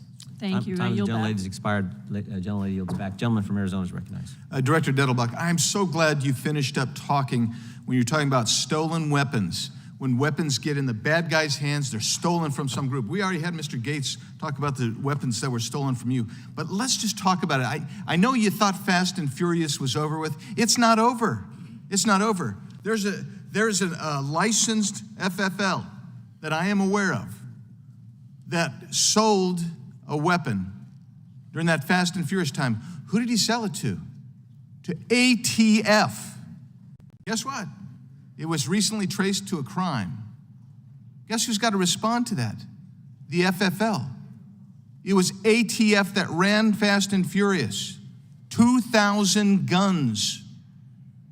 2,000 guns. And this one recently turned up in a crime. And now you're coming back to the FFL saying, well, hey, who'd you sell it to? Well, I sold it to an ATF agent. Where'd it go? Well, you guys had guns stolen from you. So I want to know this. How many other guns from Operation Fast and Furious remain unaccounted for? Operation Fast and Furious has been the subject of numerous reports, and I do not have. So you don't know. I don't have the specific answer. I can get back to you if there's source information. You don't know because there were over 2,000 guns. Last report that was published was that you'd recovered 700 of them. Mexico reported 150 people killed or maimed with guns that ATF had through Fast and Furious. That's what the radical left Democrats thought was a great program. So don't elaborate and try to say, oh, hey, guess what? You know what? I can get you numbers. I would like those numbers. Because I also want to know this. How many guns walked away altogether from ATF? Since Fast and Furious. During Fast and Furious. Fast and Furious, which was, I think, 15 years ago, there were reports I can check and get back to you with the public record, but we have implemented numerous controls to try and make sure that we're respecting public safety. But what happened earlier today, it was just reported this year, the IG said that you still haven't implemented enough reforms, guidelines to watch over to make sure. You were the victim of how many guns were stolen from you guys? Most of the items that were stolen from the National Destruction Branch, which is what I think you're referring to, were parts, were firearm components. There were some number of firearms that were also stolen. You're not going to tell us the number? And I don't know sitting here the exact number of complete How many guns from firearms Fast and Furious were recovered at crime scenes? I don't want How many FFLs are you inspecting today because they sold to ATF during Fast and Furious? Do you know that? I don't believe we're inspecting any FFLs today. Well, sure you are. Sure you are. Because I've had please allow me to finish. Because of any conduct that relates in any way, shape, or form to Fast and Furious. Well, sure you are, because I know, because an FFL contacted me and showed me the docs. You guys are inspecting and going after an FFL who sold to ATF. I'm sorry if I misunderstood. I thought your question was, are we inspecting people because of conduct in Fast and Furious? It would be 15 years since it would be normal, which is normal course of business to inspect a federally licensed firearms dealer once a decade. But the problem that we have here, and this is just one of many FFLs that are undergoing rigorous problems from you guys. This is an FFL that's sold to an ATF agent. The ATF lost track of that weapon. It gets used in a crime, and now he's having to respond. Why isn't ATF having to respond? Because it gets back to the hypocrisy of your zero tolerance policy. You guys can't live up to your own requirements and guidelines, but you're going to go after FFLs. How about this one? We have a case where a customer of an FFL who's an American citizen of Armenian descent visited by ATF agents seeking information about his legal firearm purchases. When asked why they wanted to know about his firearm purchases, agents told him that it was because he was born in Iran and had purchased multiple firearms from that FFL. Think about that. How about this one? A different FFL. They have video cameras everywhere. They have one room. The ATF inspector goes in, takes the documents with him, and on their personal phone starts taking pictures of all the documents, personal phone. Is that normal? Is that normal to use your personal phone? Again, I'm not not familiar with the facts and circumstances of that. Is that particular normal? matter, Is that part of you guys? But we conduct our inspections pursuant to a procedure. It is a public procedure, and we follow that procedure in conducting those. Including personal phones of your inspectors. Time of the gentleman has expired. The chair now recognizes the gentleman from California for 5 minutes. Director, Okay. Watch this stuff. Director, right over here. Director, our kids are dying. They're dying in their schools, they're dying in their communities, and if they're not dying, they're drilling. Every day in America, kids are going through traumatizing mass shooter drills. And so it's just maddening to me that this committee, as our kids are dying, with the responsibility of protecting our kids, the greatest resource in our community, that they would bring you here and attack you, whose job is to protect our kids. I look at this as very binary. You can protect your home, you can take your kids hunting, you can shoot for sport, but if you're not on the side of protecting our kids, you're on the side of helping their killers. That's it. You either can help the kids or help the killers.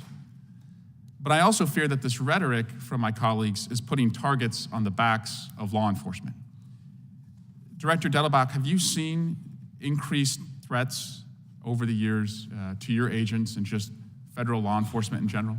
It is my deepest honor to be here representing the brave men and women, the career people who work at ATF every day.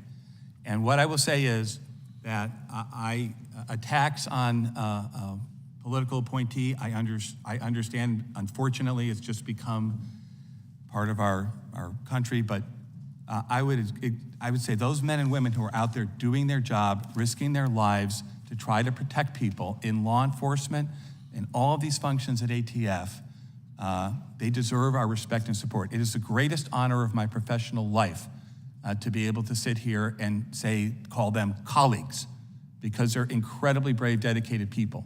And they're not people who have been all personally involved, right? They're there because they care. That's the same with our state and local law enforcement partners. And when they're attacked by political leaders, does it make it easier or harder for you to recruit people to go into law enforcement to protect our communities? I think, it's no surprise that it is difficult it's a very difficult and dangerous job to start with, and it is more difficult to recruit people and retain people now than ever. And so I just think as a country, we can try to support the brave work that these career people are doing while having our disagreements about things we feel passionately about. I was raised by a cop, 2 Republican parents, and they were a pro-police party, but I fear that is no longer the case. Marjorie Taylor Greene, one of our colleagues, campaigns and raises money on a defund the FBI platform. Chip Roy on this committee has often said we need to defund the border and the police who are at the border. Mr. Massey on this committee has called for defunding the ATF. The chairman of this committee, Jim Jordan, recently said in a TV interview that he wants to defund the FBI and the Department of Justice. And this committee's chairman had, before this committee, in just the last 45 days, a witness who said, F cops. When you're the chairman, you can call anyone who walks this earth as a witness. And they called somebody who had recently tweeted this year, F cops. So, Mr. Delabach, I fear that they continue to put a target on the backs of good, honest, working cops who walk the beats in our community, and I share your concern with that. I also want to ask you if it would surprise you to learn that JAMA Network, which is a medical journal, recently estimated that the economic consequences of gun violence in our community is $557 billion a year. That takes into account police investigations, medical treatment, long-term physical and mental health care, earnings lost to disability or death, criminal justice costs, pain and suffering, and that is equal to 2.6% of America's gross domestic budget, 5 times the budget of the Department of Education. I hope that eye-popping number, if kids dying in our classroom doesn't get the attention of my colleagues, I hope money will talk to them. But does it surprise you to learn that that's the estimate, $557 billion a year? I don't know about the particular numbers. I know obviously violent crime costs our society in many ways. It costs a physical, a psychological, community, medical, and financial toll. Thank you. Yield back, Mr. Chairman. Gentleman yields back. Gentleman from Kentucky, Mr. Massey is recognized for 5 minutes. Thank you, Mr. Chairman. Mr. Director, in 2012, John Spencer, Chief of Firearms Technology Branch, wrote a letter to Alex Bosco, inventor of stabilizing brace. We've talked about this letter already. He said, based on our evaluation, FTB finds that the submitted firearm brace, when attached to a firearm, does not convert that weapon to be fired from the shoulder and would not alter the classification of a pistol or other firearm. You're aware of this letter? I am aware of the letter, yes. Did Congress pass, between this letter being issued to Mr. Bosco and the production and distribution of 10 to 40 million of these braces and the implementation of your rule, did Congress pass a law? What changed? Congress did not pass a law, but something did change. What changed is that that item that was submitted was not produced and was not the item that was marketed. And Mr. Bosco, I think, before this committee said that people were using stabilizing braces in ways that he hadn't anticipated. Okay, let me challenge that assertion. So you say that the brace changed, and so you had to implement this rule. Well, I've got here the actual original brace that this letter was responsive to. Are you telling me that this brace is exempt from your rule? What I'm saying is that if people have products that are not is designed... Is this brace exempt from your rule? I can't sit here and classify. This is the brace you wrote the letter to. We will give it a classification, and if it's not ruled to be attached as a short-barreled rifle, it will not be subject to the rule. Would you please quit telling this committee that the brace has changed and that's why you did the rule, when in fact you're not exempting the same brace that you gave this letter to? If the brace is submitted, we'll classify it. Would you submit, do you still have the same agreement that this brace that the ATF agreed to in 2012 should not be under the jurisdiction of your rule? If that brace is submitted with a firearm, we will examine and classify it. If it doesn't qualify... Reclaiming my time, because it's pretty obvious you're misleading people here when you say that the brace has changed, because your rule affects the braces that didn't change. How many days have passed? How many days do people have to comply with this rule? They can always comply, but the initial period... Before they're felons? But the initial period, I believe... ends at the end of May. Okay. But people end of May. So and it was 120 days. Is that correct? People are only felons if they intentionally Is it 120 days? The law. I believe it's 120 days from the So we've got 36 days left of the 120-day grace period. Can you tell us here today how many people have complied by registering this product? I am not sure of the exact number. I can check, though, and get back to you. There are people who are making applications. There also can be detachment. So in other words, we don't count. That's not for us to regulate. If somebody we wrote the rule to make it easy to comply with. If somebody just at their home detaches the weapon from the brace and keeps them apart, they do not have to register anything. They can keep the brace. They can keep the business end of the gun. Okay, that's great clarification. So you're not going to do some kind of constructive prosecution where you say, oh, you had this and you had that and you intended to connect them? They can just keep them separately? Them as we keep them approach separately. Them, okay, because that's not clear in your rules. What is the punishment if somebody is convicted as a felon under having this piece of plastic? If people are convicted of not following the Gun Control Act, it's a serious felony conviction, but that requires intent. Can you just give me the number? Is it 10 years? I believe it's a statutory maximum of 10 years. 10 years for owning a piece of plastic that you were told was legal and that you owned for a decade and that millions of people did? This is what offends the sensibilities of Americans, whether they own these or not. Do these make the gun fire more rapidly? The stabilizing. Do these increase the muzzle velocity? The stabilizing. Do these allow You're not answering any of the questions. Do these allow the firearm to carry more bullets? The stabilizing braces allow, if they're the kind that count, allow the firearm to be shouldered. Let me ask in you ways this. that Congress I'm determined. glad you brought that up. So this is a stabilizing brace here. Here's a pistol without a stabilizing brace. Does the buffer tube, could that be shouldered? Again, that would have to be submitted to the firearms experts at ATF, and we could classify Do you it. which think we you will have the do. authority to reclassify this pistol as a short-barreled rifle simply because it has a buffer tube? Again, the rule is aimed at clarifying, and there are specific factors that are set forth in the rule. Do you think you have the authority to reclassify the firearm above because it can be shouldered? Again, for me to sit here and try to do a classification that firearms experts who've worked for decades do would not be appropriate. But we will give classifications, and if things don't qualify under the rule, then they don't qualify. And the piece of plastic in and of itself is absolutely I not submit covered you by don't the have rule. that authority, and you don't have the authority to do what you did. I yield back. The gentleman yields. Next, I'd like to recognize the gentleman from Rhode Island, Mr. Cicilline. Thank you, Mr. Chairman. To use the chairman's words, you know what Americans can't stand? You know what they hate about this town? They can't stand gun violence, and they can't stand the fact that the Judiciary Committee has done nothing about it. That's what they really can't stand. We're not here to talk about guns in the way most of us hope we would, that 40,000 Americans' lives each year are lost to gun violence, or how gun violence has become the leading cause of death of children in America, even passing car accidents, or how we've had more than 170 mass shootings this year already, or how our kids are being gunned down by assault weapons in schools again and again and again. No. Instead, Republicans have convened today's hearing to attack the agency devoted to preventing gun violence and to try to decimate its ability to keep Americans safe. During last week's vote to dismantle the ATF rule in this committee, my colleague, Mr. Ivey, posed a simple question. What are you willing to do to address gun violence? Anything? Is there any measure you'll work on to help curb this epidemic in this country? Anything at all? I think we have our answer.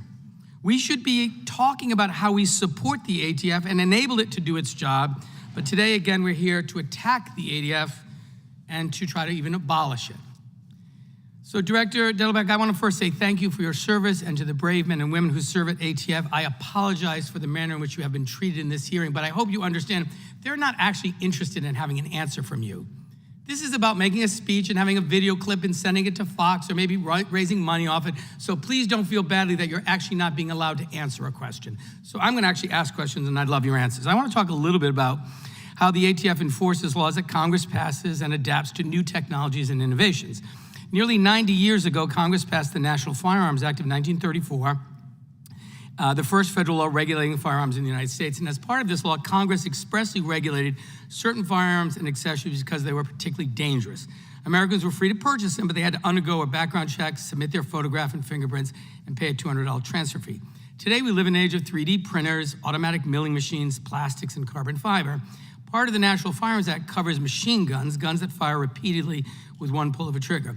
We actually banned the civilian manufacture and sale of new machine guns in the 1980s, so there's only a finite amount of legal ones in the US. So, Director, my first question is, can you tell me what a Glock switch is? Yes, a Glock switch Congressman, is a device that can be attached. It's usually a small piece of plastic or metal that can be attached to a pistol that changes it from a lawful semi-automatic weapon into a new and unlawful machine gun. Into a fully automatic. So this is a device that can be attached to a legally purchased pistol, transforming the character of the gun, turning it into an illegal machine gun. Is that correct? Yes, that is. And you can get these for other types of guns too. For example, the AR-15. There are machine gun conversion devices that go with a variety of different. Okay, I'm trying to get through these quickly, so that's a yes. And the ATF regulates Glock switches in the same way as it regulates machine guns themselves. Isn't that correct? Those devices are unlawful under the National Firearms Act. So the answer is yes. Yes, so they're okay, and that's because within a few minutes' time, these devices, just a few ounces of metal or plastic, when added to a legally purchased gun, turn it into an illegal machine gun, correct? That's correct. And Director, the NFA also covers short barrel rifles, does it not? Yes. And the reason is pretty clear. Short barrel rifles can have the concealability and maneuverability of a pistol, but with the firepower and accuracy of a rifle. And with shoulder stock devices out there that now fold all the way down or telescope out, you can easily fit one inside a backpack or a briefcase, and no one would be the wiser. So, Director, the ATF issued a rule on so-called stabilizing braces recently because it was clear that many of the items being manufactured and sold as stabilizing braces were really just being used to try to get around the National Firearms Act. Isn't that correct? Whether a short-barreled rifle is sold in one piece or two pieces and you put them together, the rule was intended to cover what Congress defined as a short-barreled rifle. So people are taking legally purchased pistols, adding these devices marketed as stabilizing braces, but which are actually shoulder stocks, and changing the character of the gun, transforming it into an unregistered short-barreled rifle. Is that correct? If it meets the definition under the rule, then that would be correct. So the ATF, in recognizing new technologies that are attempting and succeeding in working around the National Firearms Act, just like Glock switches, is appropriately regulating these things for what they are. My colleagues argued the other day that just a few ounces of plastic and metal can't transform a legal gun into an illegal one, but it sounds very much like you would disagree. Is that correct? They're not illegal. Congress has determined that there are additional safeties and regulations that apply to certain kinds of particularly dangerous weapons. Thank you. And you can keep them, you just have to follow the rules that Congress has set up to follow those controls. Thank you. And Mr. Chairman, I have a unanimous consent request. I ask unanimous consent that the drawing of the actual stabilizing braces, which was not what Mr. Massey held up, that was not, in fact, a regulated stabilizer. I'd ask this document, which is the actual diagram of an actual stabilizing brace that was prohibited by ATF, so the record is not only complete, but accurate, be submitted into the record. So ordered. I'm just glad the guy's not holding up a picture of a bump stock. The gentleman yields back. Next, I'd like to recognize the gentleman from Texas, Mr. Roy. Thank the chairman. Thank you for appearing before the committee. Director, I served in the U.S. Attorney's Office, prosecuted 922G1, 924C, felons in possession, and so forth. I would say that, well, let me ask you this question. There are different definitions of mass shootings. We've said that, I think, 160 or something mass shootings this year, or something in that zip code. However you define that.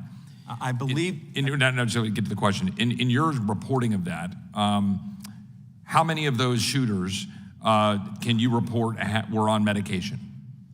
I don't know the facts to be able to answer that. I'm sorry. Okay, I think that's an important thing, and I'd like ATF to get us an answer on the 165 mass shootings. How many were on medication? How many were from single parent homes without fathers? Again, those may not be all ATF investigations, and I don't know the answer to that. Well, but it's important you guys collect data on virtually everything. I think it's really important for us to know that. Can you tell us how many of the perpetrators were, for example, involved in social media and certain websites, or how many of them had dropped out of school? Again, I don't have a number on that. I would agree with you that those are all significant problems that we have to address as a society. Well, I think that's something that's really important, and I want ATF to get us that information, because that has been missing from a lot of the conversation. As we focus in on the weapons being used, I want us to make sure that we're very clear about the nature of the individuals that are carrying out these heinous acts. What is happening in our societies? What is happening to our young men? What is happening to young men in fatherless homes? What is happening to people on medication? What is happening with respect to mental health? Because if we look at the data and we see what has occurred, particularly under COVID, and we look at both suicide rates up like 10%, murder rates spiked like 40%, and I think with the use of firearms, we see that we had a serious mental health issue and the use of medication. I think that's something the ATF ought to focus on. But here's something that I want to ask about. You all had an ATF agent named Brandon Garcia who submitted a resignation letter, I think you're probably familiar with, in which he wrote, ATF has been spending a significant amount of time talking about and changing the course of this agency to focus on, quote, the guns, end quote. Agent Garcia also noted the following. Last year, our headquarters spent pretty much the entire year talking about the vaccine and threatening termination for those who wouldn't get it. The deputy director threatened to prosecute agents for lying to a federal agent if we did not appropriately update our vaccination status in the system. He also noted that they were saying nothing about holding people accountable for the crimes they commit unless it supports their agenda. I think that's a question that I think we all want to know the answer to, which is, are we focusing on going after criminals carrying out bad acts, harming the American people people Every for day. use of guns, Every day. as opposed to targeting law-abiding citizens for the use of having a weapon that they are entitled to be able to have under the Second Amendment. We are indeed focusing on taking violent criminals and trigger pullers out of our community. Of course, working with state and local law enforcement, right? Every day, and you know that from being a PSN prosecutor. I was a PSN prosecutor also. Those are very important. And with respect to the causes of these acts, I think it is correct. There are numerous causes. ATF is not responsible for addressing them. Of course, Congress, you look at the whole field of play as to what drives violent crime. But does the director agree that it would be a very important thing for us as Congress and for ATF to focus on the mental state and the medicines being used by the perpetrators of these crimes? I think certainly that public policymakers ought to focus on that. Well, I appreciate that. I'm going to run out of time. One other, because I got limited time. Sure. One other question with respect to the issue we're dealing here with the pistol braces. We know for sure that the United States Court of Appeals for the Fifth Circuit has overwhelmingly ruled that ATF overstepped its authority when it published the final rule that classified bump stocks as machine guns. Now, to make sure that it's very clear that I'm an equal opportunity basher of tyranny, the Trump administration issued that bump stock rule, and they were wrong to do it. They shouldn't have done it. They did it, the Fifth Circuit struck it down. The fact is, what we know about this rule, the pistol brace rule, is that it is the exact same overstepping of power. And that I think the director ought to respond to that question in just 1 minute, but I want to ask one question pretty quick right here as I wrap up. Do you believe that Americans have an individual right to bear arms? The Supreme Court has said that. So yes, that the Supreme Court has said in the Heller decision and then in the Bruin decision that the Second Amendment, individual right the to bear Second arms. Amendment gives the individual right to keep and bear arms. And so what I would just suggest to the director is that when we know the Fifth Circuit has slapped down a regulatory overreach with respect to bump stocks under a Republican president, and now we have an effort here under pistol braces, which is looking backwards to take a piece of plastic, as my friend from Kentucky said, to add to a weapon, and to say to someone who had a lawful product for the entire time they've had it, to now say that it is unlawful. Would the director agree that that is something that the Fifth Circuit is very well going to look at and say that is an overstep of the executive branch over legislative authority? I yield back. You may answer the question. As with the bump stock case, it is in litigation. Different circuits have come out different ways on that, and I think there's a petition for certiorari before the Supreme Court. ATF's position on that, I mean the department's position, is laid out in hundreds of pages of briefs. The first ruling, which actually came out of a district court in the Fifth Circuit on the stabilizing brace rule, found that it lived within the statute and was lawful under the APA, at least as a preliminary injunction matter. But the Fifth Circuit has held that has said that it is violative. Again, the gentleman yields. Ms. Scanlon, you have 5 minutes for questioning. Thank you, and thank you, Director Dettelbach, for your testimony today. My constituents in our country are reeling from the daily toll of gun violence. A rational person should expect Congress to ask the head of ATF to come to Congress and testify about what we can do to end this daily recurring national tragedy, but that's not why this hearing was called. This hearing was called to attack ATF and its leadership, to undermine ATF's ability to do its job. It's been called to complain about technicalities and paperwork that actually save lives. Second Amendment extremists often claim we don't need new laws, we just need to enforce the laws that are on the books. But that's what a well-funded and fully staffed ATF does. It's critical to enforcing the laws that are already on the books and stemming the carnage caused by unlawful and irresponsible gun sales that are used to kill more than 130 Americans every day. I want to focus today on important ATF tools that can check rogue gun dealers who profit from sales as they willfully enable violent crime with straw purchases and unlawful sales. And I know we have to move quickly because of timing, so if you want to submit additional information, we'd love to see that. More than 20 years ago, an ATF study showed that just 1% of federal firearms licensees, or FFLs, were the source of more than 60% of all guns traced to crime nationwide. Since then, congressional gag laws have prevented ATF from publicly sharing data that can be used to examine patterns of gun trafficking or to identify gun dealers who profit from selling guns to criminals, whether directly or indirectly. However, the Brady Center to Prevent Gun Violence recently analyzed 2 decades of data about crime guns released by Pennsylvania, and that report confirmed the trend still holds. And in Pennsylvania, just 1% of gun dealers were the source of 50% of crime guns. Can you briefly tell us how ATF uses crime or trace data to prioritize dealers for compliance inspections and prevent firearms from being diverted into the illegal market? ATF is committed to transparency to the extent allowed under the laws passed by Congress. And I would point out that recently, just several months ago, under the direction of the Attorney General and the President, ATF published the single largest compendium of information on crime guns ever put in one place in the United States in one of our firearms trafficking and commerce reports, Volume 2. It goes state by state. There are 40 cities. We will do analyses for any cities that weren't included in the first 40, and it tells the story in a way that hasn't been told before with data as to how firearms get from lawful commerce to crime scenes.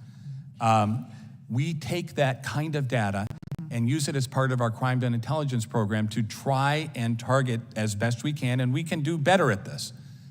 We need to keep striving to push ourselves to be better. As best we can, our very limited resources to try and stop that flow of unlawful firearms so that we're not focusing on the vast majority of firearms dealers, which are law-abiding businesses. And we're focusing as much as possible either on those that willfully violate the law, but also, it's important to understand, to harden the targets because even if you're a law-abiding firearms dealer, but you're being targeted by a criminal firearms trafficking organization to help them to follow the rules which are designed to protect them from being victimized even unknowingly. Okay. So we work collaboratively with firearms dealers all over the country on this. Well, I appreciate that. One of the gun dealers that perhaps is not an unwilling victim is a Philadelphia gun shop called The Firing Line. And in this report published concerning Pennsylvania crime guns, it was determined that 1,800 crime guns were traced to this one gun dealer between 1999 and 2020. A 2017 ATF inspection report of the dealer, which I have here, found multiple repeat violations, including willfully transferring firearms to prohibited purchasers, facilitating the straw purchase of firearms, missing firearms, and a failure to respond to ATF trace requests. Now, obviously, this is before your tenure. But despite that record, the Trump administration's ATF issued a warning to the dealer instead of revoking its license. They got a stern talking to, but they continue to profit from their sale of guns that are used in crimes in Pennsylvania and beyond. So Congress has given ATF authority to revoke licenses. Can serious violations such as willful transfer trigger the zero tolerance policy that ATF is working on now? The key word that you use is what Congress said, which is willful. When we find that firearms licensees are willfully violating the laws that Congress has passed, and we have articulated several, I think 5 specific violations, although willful conduct can be broader than that in certain circumstances. That's what we try to do with respect to targeting our resources with respect to filing a notice of revocation. After the notice is filed, the licensee has the right to a hearing and to go to federal district court as well. Thank you. And Chairman, I see my time has expired, but I have 2 unanimous consent requests. The first is I ask unanimous consent to insert into the record a report from the Brady Center to Prevent Gun Violence entitled Uncovering the Truth About Pennsylvania Crime Guns. So ordered. Okay. I also seek unanimous consent to enter into the record the video played by Mr. Cicilline at last week's Judiciary Committee markup that demonstrates how the gun industry markets and many gun buyers actually use the stabilizing braces, not as assistive technology for disabled veterans, but as a way to convert large format pistols into short-barreled rifles and evade the National Firearms Act. So ordered. Thank you. Gentlelady yields.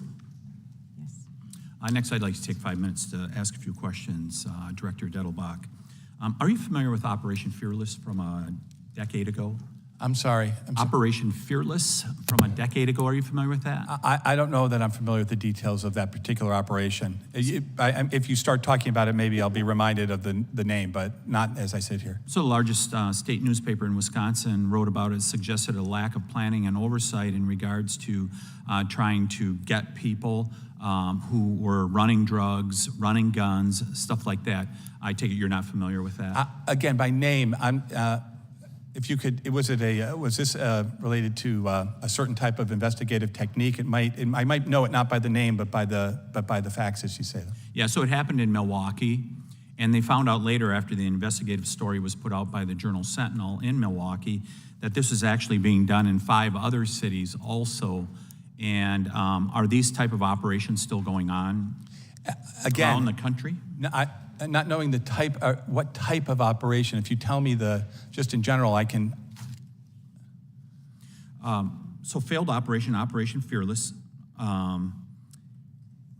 is an ATF violent crime impact team opened a storefront in Milwaukee neighborhood. A storefront. Okay. Yep. So with respect to, and I do remember some of the public reporting on the storefront issue. So I'm not going to comment on any ongoing operation that ATF may be or may not be undertaking, but I'm glad to talk about that, which is, look, when we do in law enforcement, are there operations like that? I'm not going to reveal whether any law enforcement ongoing pending operation is occurring now or not. Okay, thank you. That would endanger people in the field, and we can't do that. Because it was a failed operation, and it was shown that it was being done around the country by the ATF, and which was really a serious problem.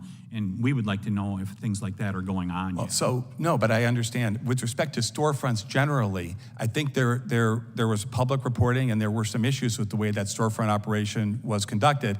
ATF did, I believe, I wasn't there, but my understanding is from the U.S. Attorney's community, my knowledge there was that ATF did impose additional restrictions and change the way those operations were going to try and better run them. If you'd provide that data, that'd be terrific. I think in that, if I remember correctly. If you would. So is it I take it it's a priority at ATF to review FFL violations. Is that correct?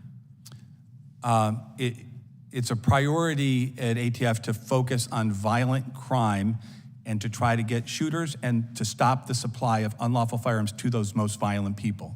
That is a priority at ATF. Do you agree with the Biden administration's zero tolerance policy that they've enacted in regards to FFLs? We implement the Enforced and Regulatory Enhancement Initiative, which people call different things, and I think we're referring to the same thing, which focuses on a limited number of willful violations. And so Congress has said that that's what we should be focusing on. Well, that's what the Biden administration said. It was an executive order. Congress said that willful violations are the only kind that can result in revocation. So the number of revoked FFLs are up significantly, correct, in 2022? I believe that there were 90-some that were as a result of this particular enforcement. Has it reduced crime? The Congressman was talking about this before. There are lots of causes of gun crime, and it's impossible to say that any one of them is going to be the silver bullet. But that, to me, doesn't mean you don't work on all of them to try and address the issue. Sure. So as we talk about these FFLs, do you have regular training for your employees in regards to how to review these FFLs? Regular training. I'm sorry, yes, we have regular training for our employees at ATF. Yes, we do, Congressman. And are there violations for violating these firearms transaction records? Are there penalties for violations? If an FFL is in violation, there's a series of different actions at different levels that the statute allows ATF to take. And also firearm transaction records, right? Like a 4473? Yeah, if they inaccurately fill that out or if they lie on it, there's penalties. Well, right? the person who's buying the weapon fills out many parts of the 4473, and if that person who's buying the weapon doesn't tell the truth on those forms, there are serious penalties for lying on that form. If they violate, should they be prosecuted? Yes or That's no? up to U.S. attorneys' offices to determine. We investigate cases, refer them to U.S. attorneys' offices, and they make those So determinations. if someone violates, regardless of who they are in society, they're turned over to a district attorney and to be charged? If ATF investigates a matter and believes that there's been a violation, it would be referred to the appropriate prosecutor. Should the president's son be turned over since he violated Form 4473? I think that's been publicly reported that is an ongoing investigation. Again, I am not going to comment on any ongoing investigation.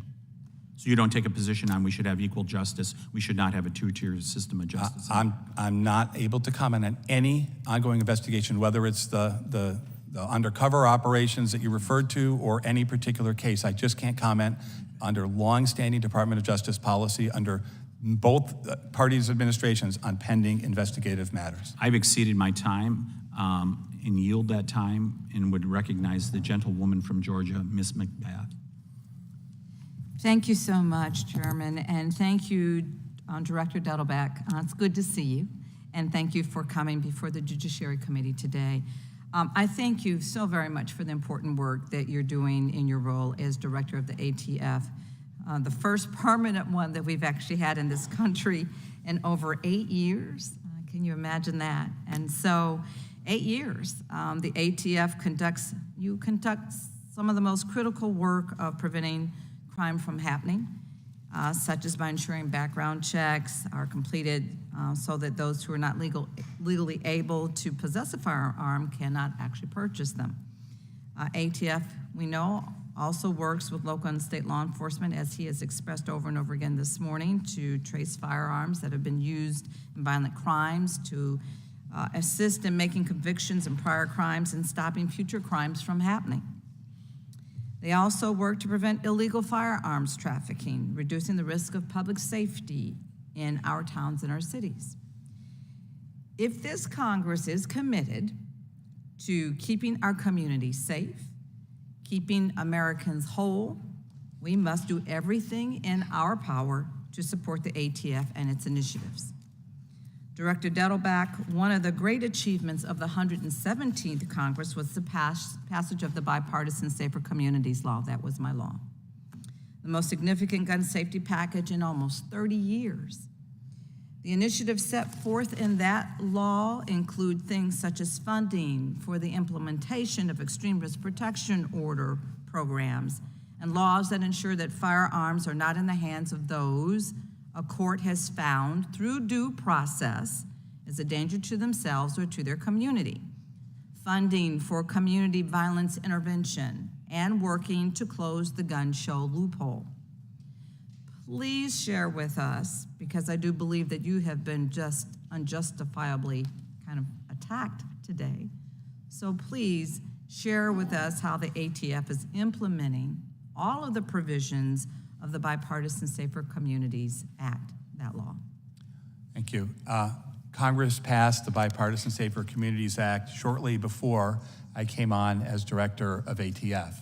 And since that time, the parts that actually fall within ATF's jurisdiction, we've been working very hard to implement. There are other parts, because this is an all-of-the-above approach that has to be taken to violent crime. Others are working on more. But two of the things that Congress did was gave us our first standalone straw purchase felony and our first standalone firearms trafficking felony under federal law. And we have been investigating with our state and local partners those kinds of cases. And we've brought over 30 different defendants, more than that, have been prosecuted. The other thing I want to say is, we also work with industry. So a couple of weeks ago, I was in St. Louis with the National Shooting Sports Foundation, rolling out the Don't Lie for the Other Guy campaign there. That's a campaign where we work together to try and educate firearms dealers, licensees. I was in a gun store to catch straw purchasers, how to recognize it, what to do, because they are often our first line of defense. And so we are doing enforcement, we're doing education, We're doing training. We've trained everybody at ATF, so thousands and then thousands of prosecutors across the country. I have personally gone to speak to large groups of law enforcement agencies about this. So it's, again, an all-of-the-above approach to do what we can. Congress didn't give us any money for that, but we are not stopping. We're going to do everything we can to implement that important law. Thank you. So in what ways does ATF, well, you've really kind of already answered the question. I wanted to know, how did you work with state and local law enforcement agencies? But you've really kind of stated that in that last answer. But why are these partnerships so important to ATF? We are a very small agency compared to all the other federal law enforcement agencies. We're a small law enforcement agency, 5,000 plus people with a huge mission. It's all gallows humor, right? Well, we have 5, but at least we don't have a big mission: violent crime, right? It's a very difficult, large mission. So how do you do it? You do it by force multiplication and partnership. You do it by sitting on task forces. You do it by sending an agent to work in the homicide unit of a major city police department. You do it by working on the carjacking initiatives that we're working on in Philadelphia. You do it by going after the gangs along with state and local law enforcement that we do in California, in New York, in the middle of the country, all over the country. Every single day, ATF, and I work with the other law enforcement agencies, and I have for years, but ATF, we do that partnership with state and local law enforcement better than anybody. And when I go and talk to chiefs, the number one things that chiefs and sheriffs say over and over again is, please send more ATF resources. And I tell them that everybody is asking for it, and you're all correct. Thank you, and I'm out of time. The gentlelady yields back. The gentlelady from Indiana, Ms. Sparks, is recognized for 5 minutes. Thank you, Mr. Chairman. Director Dettelbach, what is the core mission of your agency? The core mission is to prevent and protect the American people from violent crime. So do you believe that, trying to, pretty much turn millions of Americans, law-abiding citizens, into criminals just for owning a piece of plastic is really where you should put so much emphasis? Is it something you have nothing else to do? I don't want to repeat the answers I've given because I know you have limited time, but no, I don't believe that. Big priority for your agents? And I don't believe that's what we are doing. We are effectuating. Congress passes a law. Well, that's what you're doing in the fact. That's what you're trying to do. But I yield my time to Mr. Massey of Kentucky. Thank the gentlelady from Indiana. Mr. Dettelbach, you were asked a question by a Democrat earlier about statistics on the defensive use of firearms. Are you aware that CDC used to track that and that they've removed it from their website? I'm not aware of all the CDC things that they tracked. I know at one point there were prohibitions on them publishing data. I do not know what that situation is. At one time, the CDC tracked the defensive use of firearms, and after officials were lobbied by activist gun control organizations, they removed that data. I think it'd be helpful to have that data. Let me ask another question very quickly. The regulatory impact assessment on page 18, your agency says you considered the numbers, the impact, and to look at the number of people impacted, their amount of dollars, you considered from 2013 to 2020. Why did you not consider 2020, 2021, and 2022 in the regulatory impact assessment? Of what? Are you talking about? I'm sorry, on the pistol braces, the number of pistol braces. So I don't have it in front of me. I know that the notice of proposed rulemaking came out before I came on, and I think it was sometime in 2021. I don't know when data was referred, but I do know that there is significant information in that APA record and in the public document that is not consistent with some of the numbers that people have said here today about how many individuals are impacted. It's because, yes, the RA understates greatly the impact of this because you didn't consider the most recent numbers of production. In the millions, you left off millions of them. A quick question about a couple other topics here. The bump stock regulation was in response to a shooting in Las Vegas. Do you have any information at all that might lead you to believe there were actually NFA weapons in Las Vegas. In other words, guns that have been converted to machine gun fire or unregistered machine guns in addition or instead of the bump stocks. I am not privy to the details of the investigation, so I do not have any information about the details of that. Who's in possession of those firearms? I don't know who's in possession of those firearms. We'd like to know that. Also, I see that you're cooperating with the FBI, the ATF is, on the January 6th pipe bomb investigation. What can you tell us about how that's going? Obviously, that's a significant matter. It is an ongoing criminal investigation, and so I'm not going to comment on an ongoing criminal investigation. Were those pipe bombs operable? Again, the ATF is the expert. Again, it's an ongoing criminal investigation, and under longstanding policy, I cannot comment. And we've just had a whole committee for 2 years that investigated ongoing investigations, so I'm not accepting that answer from you. We need to know these things. Do you know how the pipe bomb was discovered at the DNC? We've been told how it was discovered at the RNC, and according to a press release from the FBI, you're working with them on this investigation. Respectfully, I understand your disagreement, but I cannot comment because it is an ongoing criminal investigation. Well, I think you can comment. Can you tell me, in the time that we have remaining, why a national firearms registry is not only against the law, but also extremely problematic for law-abiding Americans? The reason that a national firearms registry is against the law is because Congress has passed a provision prohibiting ATF from having a national firearms registry. It's against the law, in short, because Congress has determined it's against the law, and we will do and need to continue to follow that law because Congress makes those decisions. If you require millions of gun owners to register firearms simply because they have a piece of plastic, are you circumventing this congressional law against a registry of firearms? The National Firearms Act provides for a different registry, has since 1934. Something like 50 Congresses have sat between now and then and have not changed that. Well, let me just clarify. You've swept millions of firearms into that registry without an act of Congress, and my time has expired. I recognize Ms. Dean from Pennsylvania. Thank you, Mr. Chairman. I, too, want to acknowledge all of the advocates who are here today. I know I see Moms Demand in great numbers. Thank you for your extraordinary patience and tenacity and work. We will get this done. It's just a question of when and how many lives will it take in the meantime. I think we also have Students Demand. I think we even have a survivor of gun violence. We have Brady, we have Everytown, we might have 97%. To all of the advocates, even if you're not a part of one of these groups, I thank you.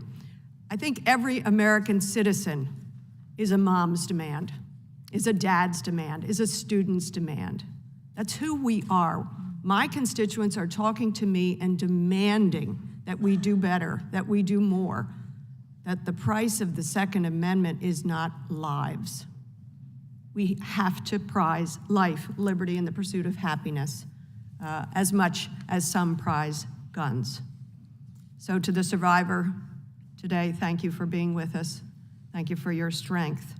I met with students this week. I have a advisory committee of high school students. I meet with them quarterly. And I have been thinking about them as I've sat through this absurd hearing, a hearing where the director of ATF and the incredible men and women who are involved in the work of ATF, law enforcement work to keep us safer, are being attacked. When I met with the students this week, it was one of my worst meetings with them. They were notably down. They were worried for their future. Their number one worry, gun violence. Number one worry.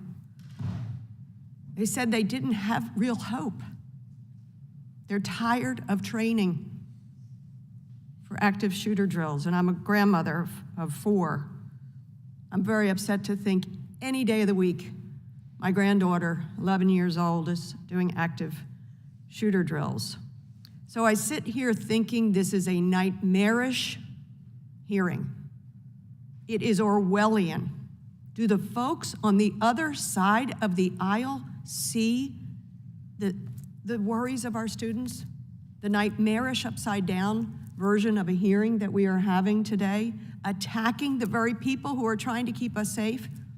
The folks on the other side who spent the last election cycle saying Democrats want to defund the police, while they actively say they would like to eliminate ATF, actively said would like to defund ATF. What my students talked to me about was their worry over their own safety, their own lives, their own mental health. What they talked to me about was attacks on rights, whether it's trans rights or women's rights. You know what they didn't mention to me? Regulation of stabilizer braces. That was not on their agenda. It wouldn't have made their top 100. In fact, it would not have made their list at all. We could learn a lot from those kids, and I will continue to listen to them and promise them that along with your help and your extraordinary leadership, we will get this done. So let's go to the actual work that you do. Could you tell me about the work that ATF does? I know you spoke a little bit about the tracing of guns, which is crime guns, which is so critically important. What does ATF crime gun tracing work look like? Could you describe it to us in a little way? So when a crime happens and a local police department, usually it's local because they have most of the cases, opens a case and they associate a particular firearm with a crime. It's found at the scene or what have you. They then submit a request to ATF to trace that firearm. Now, ATF we don't have a national gun registry by law, so what we can do is we can trace the firearm to its first retail sale that we know of. That's usually what happens. And we don't have that record, so we get the request in, and if it's a firearms dealer that is still in business, we reach out to them and we say, we don't have the record. We say, can you tell us who purchased this firearm? Pull the 4473 and tell us. Then we can relay that information back to the local police departments. They're often conducting very time-sensitive investigations, and they can follow that lead. If it's a firearms dealer that's out of business, they send their out-of-business records to ATF. They have to be stored in a certain format under the law that Congress has passed. We are, I think, the only customer of Adobe Acrobat. We pay extra money to remove search function from that. So that we can then try our best to trace it as quickly as we can and get that same information back to that homicide detective, that gang detective, that narcotics detective who's working the case. The gentleman's time is inspired. I just want to ask Fitzgerald is one recognized question. for 5 minutes. If you would send to us information The gentleman's on time has expired. the implications of the Safer Communities Act. Anything you're learning, please send it along to us. Thank you. I yield. Mr. Fitzgerald is recognized for 5 minutes. Thank you, Mr. Chair, and thank you, Director, for being here today. Oftentimes at these hearings, I just want to bring some balance, I think, because a lot of figures are tossed around, but I just want to remind people, in the state of Wisconsin, my home state, 422,000 permits were sold for deer hunting over a 9-day season. For the most part, very safe 9 days. It's a huge part of our history in Wisconsin. Doesn't sound safe for the deer. And I'm very proud to say that those people also have to be represented today in this room. I want to just change the topic very quickly. In February 2023, I sent you a letter alongside of some of my other colleagues requesting that you and the Attorney General Garland, just give us some input on proposed legislation that would remove certain less than lethal weapons from the Gun Control Act. And what I'm talking about are stun guns. As you may be aware, any less than lethal weapon, such as a taser that uses any type of explosive charge to obviously shoot the projectile, which has wires attached to it, although it's not lethal, it's categorized under the GCA. There's a very low probability, and I have an actual manufacturer that's in my district who has contacted me about this. So what I'm asking is, what is your position on not only non-lethal devices, but just how did they end up in that category of the Gun Control Act of 1968? Thank you for the question, and obviously it goes without saying, but it's important to say that law-abiding citizens who are hunting we're doing things that are protected by the Constitution. ATF respects and that activity, and we need to continue to do that. That's good to hear. With respect to the Gun Control Act, so the definition that Congress wrote talks about, I think the words are by means of by explosion, right? So I don't want to get out ahead of myself. I can check and get back to you on the letter, but I think that language that Congress wrote is covering some things and then not others. Like, for instance, if there's a different way of expelling the item, it wouldn't be covered under what Congress wrote. So I think the reason why some things are covered and some things are not goes back to the statutory definition. And again, as I pointed out, the marketplace, right, can change and products are developed. So sometimes the law, is applied in ways that people may or may not anticipate. So let me just ask you, so as your experience as a civil rights division attorney, do you think that the non-lethal devices have an effect on reducing the use of force on the street when a law enforcement officer would obviously garner a taser versus their firearm? So I want to be careful I don't overstep my expertise, but I have had some experience. And so when police officers have options as to what to do and what to use, right? They have more different ways they can respond to a situation. Now, there are different rules for devices that are possessed by law enforcement as well under the statute that Congress wrote. So would you agree that incorporating non-lethal weapons in the GCA definition of a firearm, that might actually hamper our ability to develop new types of new avenues for law enforcement? I don't know the full answer to that question. I understand that you have a letter pending. I will check into it and we'll try to respond. I mean, wouldn't it make sense to put an exception in there for tasers? To me, and like I said, there's a private corporation that's very frustrated by the characterization under the GCA. So I'm just wondering, it makes common sense, doesn't it? I know it's frustrating, but there's a very significant process for people in the executive branch weighing in on legislation, and I can tell you I will check on this in response to your letter. Well, thank you very much, and I expect some type of response. Thank you. I yield back. Ms. Escobar is recognized for 5 minutes. Good afternoon, Mr. Dettelbach, and to members of your team. Thank you so much for your public service. Thank you for your work. Thank you for doing everything you can to increase safety in our country and communities across America. I want to thank the volunteers who are here today, and I know that there are many, many more who are watching throughout the country. All these incredible advocates and activists who come together time and again to demand fundamental safety for yourselves, for your families, for our smallest, tiniest Americans. Thank you for everything that you do. I represent El Paso, Texas, a community that has had 2 mass shootings since 2019. I have also had someone very close to me murdered through gun violence. It is absolutely everywhere. We are a nation awash in guns. And it's not that we are becoming a more violent country per se, or a country that is actually seeing massive increases in crime. It's that the crimes are getting deadlier because of the weapons that have flooded our communities. In fact, one of my local newspapers, the El Paso Times, recently had an article about how juvenile crime is not up. In fact, in many ways, juvenile crime in my community is stable.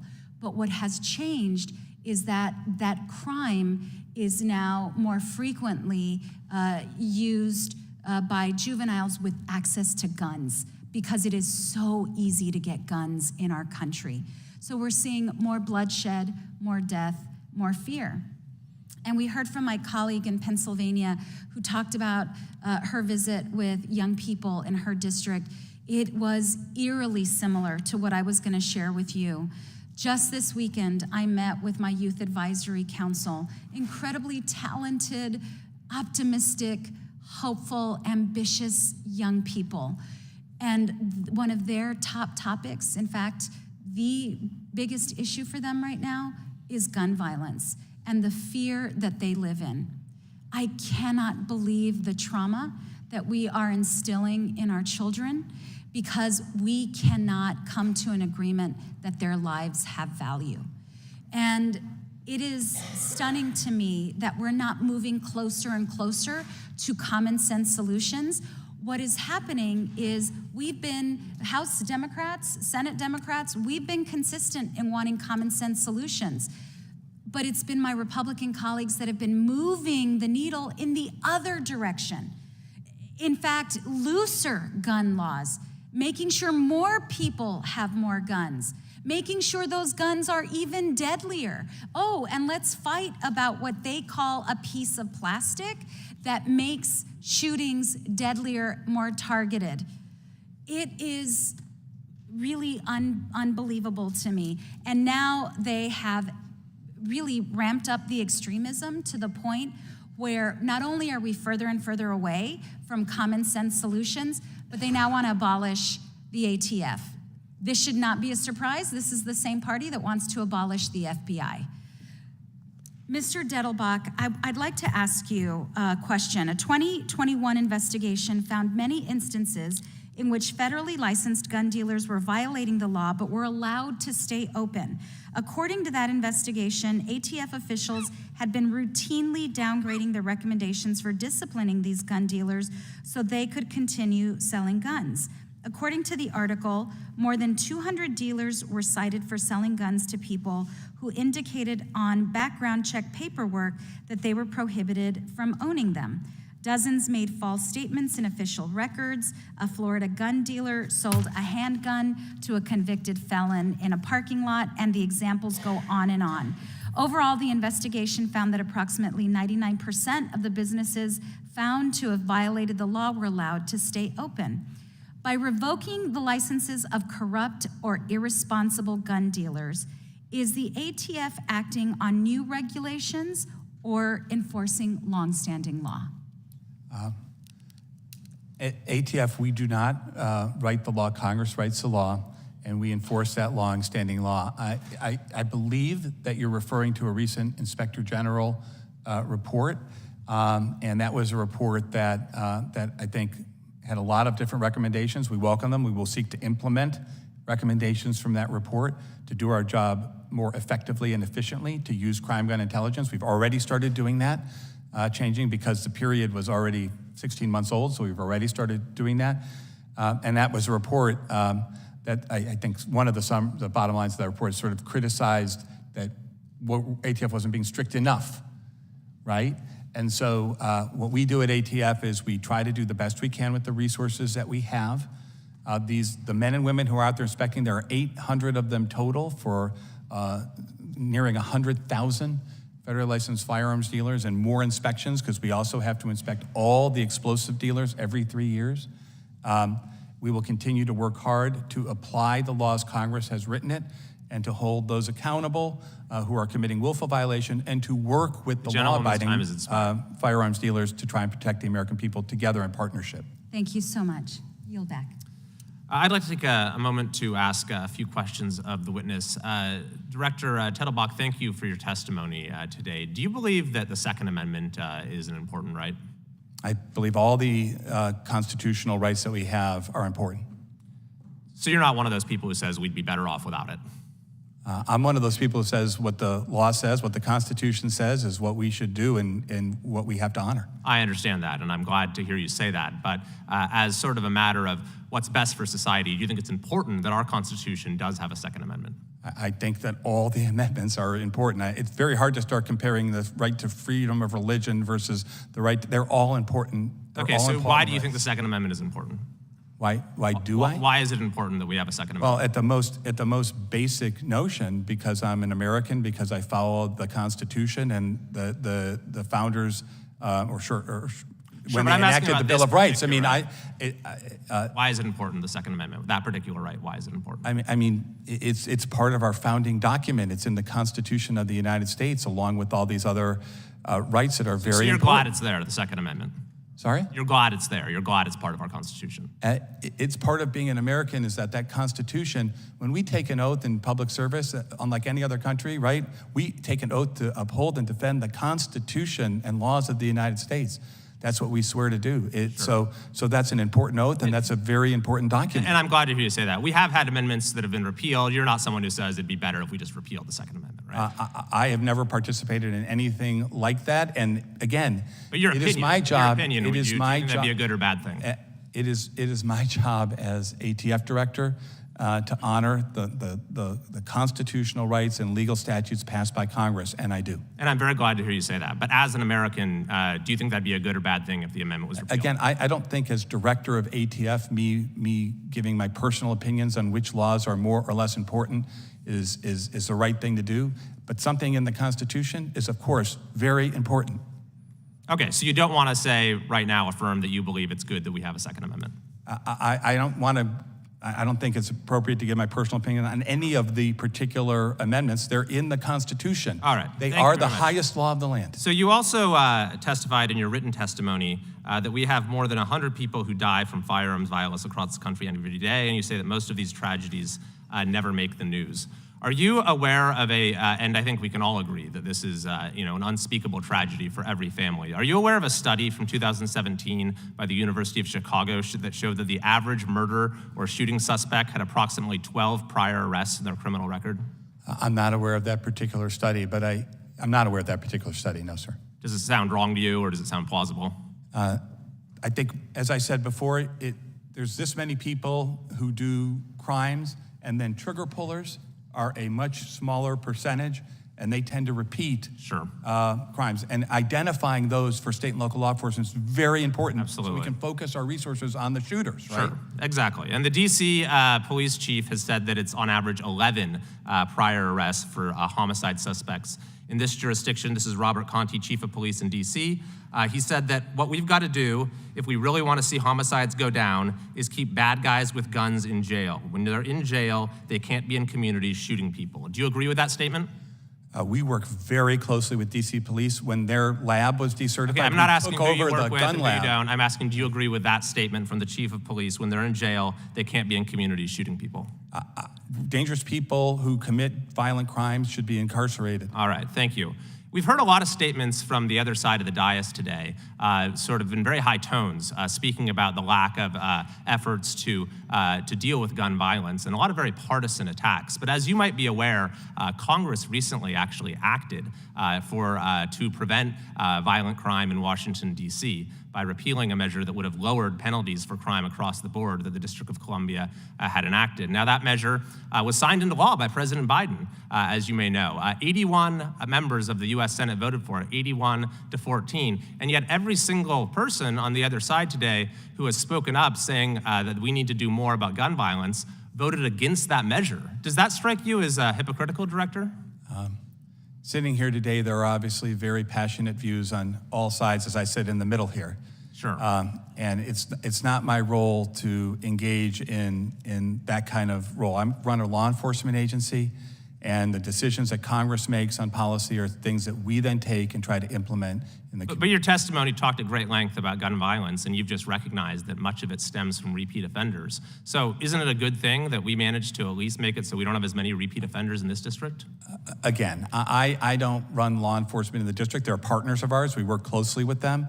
And I'm not a policymaker. I'm not a member of this body. I leave it to members of these bodies to make those policy decisions. Then we take the results and try to protect people with them. Thank you. Ms. Bish is recognized for 5 minutes. Ms. Bush is recognized for 5 minutes. Yeah, Bush. Thank you. First, let me just say to the advocates that are in the room, to Moms Demand Action, Students Demand, to every town, to every single advocate, survivor that is here, I'm sorry that you have to continue to keep coming back and, and advocating in this way and putting yourself in the middle of this trauma and pulling that forward to be able to save more lives. But as an activist myself, let me just tell you, on those days when it feels like I'm tired, I can't do anymore, just know that you continue, your presence, continuing to show up, continuing to speak, continuing, letting us see you, letting people see you. Just know, even if it means you saved one life, that's a life that you save. You're saving lives. So I just want to remind you all that that your work is not in vain. St. Louis and I are here today to talk about accountability for gun violence, for this epidemic that continues to ravage our communities and our country. As my colleagues have pointed out, we lose approximately 120 people in this country every single day to gun violence. And firearm-related incidents are the leading cause of death for children and for teenagers in the United States, and that has been okayed. Actually, we've given it like a red carpet. This is no coincidence. It is the obvious consequence of dangerous policies in Republican-controlled states that flood our streets with guns and enable mass shootings that shatter families and destroy lives. I know this personally as someone who has survived and been traumatized myself by gun violence. But the Republicans are desperate to make ATF a distraction from their pathetic and shameful obedience to the NRA that's getting people killed. That obedience is having a devastating impact on communities around our country. Director Dettelbach, thank you for being here, and I'd like to ask you, yes or no, would you agree that the states with the weakest laws restricting gun ownership have Republican legislatures? I'm talking about Missouri, Alaska, Wyoming, Montana, Mississippi. Respectfully, it is not my role to talk about these kinds of questions in my law enforcement role. Well, I will say, I can tell you that a recent study by Everytown comprehensively documents the states with the weakest gun laws. The weakest gun laws, the states with the weakest gun laws are overwhelmingly Republican states. Yes or no, Director, would you agree that these states have some of the highest rates of gun violence? And again, I'm not there to take issue with any of the data that you said, but in my role as running a law enforcement agency, we take the laws that are passed by legislatures like Congress and we implement them as best we can to protect people. Others have that debate and will continue to, of course. It's an important discussion. I'm not minimizing it. In my current role, it's just not part of what I'm focused on doing. Well, thank you for that. And they do. For example, in my home state of Missouri, which is a Republican state, it is among the 10 states with the highest rates of gun deaths in the country, the highest rates of gun deaths and the weakest gun laws in the country. This is a state that Donald Trump won. And yes or no, Director, would you agree that lax gun policies in certain states have resulted in firearms flooding municipalities that are unable to override those state-level policies? And again, respectfully, I don't know the details of all that, but it wouldn't be in my role as ATF director, as a law enforcement officer, to become involved in debates in state policy matters. Communities like St. Louis experience the brunt of gun violence, this epidemic, because of state-level policies in Missouri and elsewhere that fail to enact common sense gun laws to keep our communities safe. Republicans' failure to act is deadly. We've seen it over and over again, it's deadly. Less than 6 months ago, we had a mass shooting at the Central Visual and Performing Arts High School in St. Louis that may have been prevented if Missouri Republicans had agreed to enact a red flag law. So when we talk about accountability, we need to talk about who's really at fault here, and we need to make sure that our communities aren't being unfairly targeted by the failures of others. So, Director, let me switch gears. The ATF has had issues in the past with racist and bigoted behavior by agents. Yes or no, are you aware of the Good Old Boys Roundup that the ATF agents participated in the 1980s and 90s?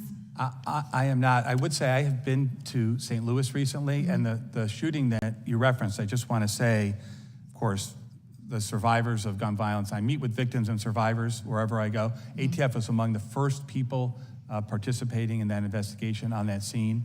And I just want to say there's a lot of really good collaborative work going on in St. Louis that I know you know about to try and help protect people both sides of the river on this issue. Right, and your work is being inhibited by those Republican policies, but thank you. You're right, we are collaborating.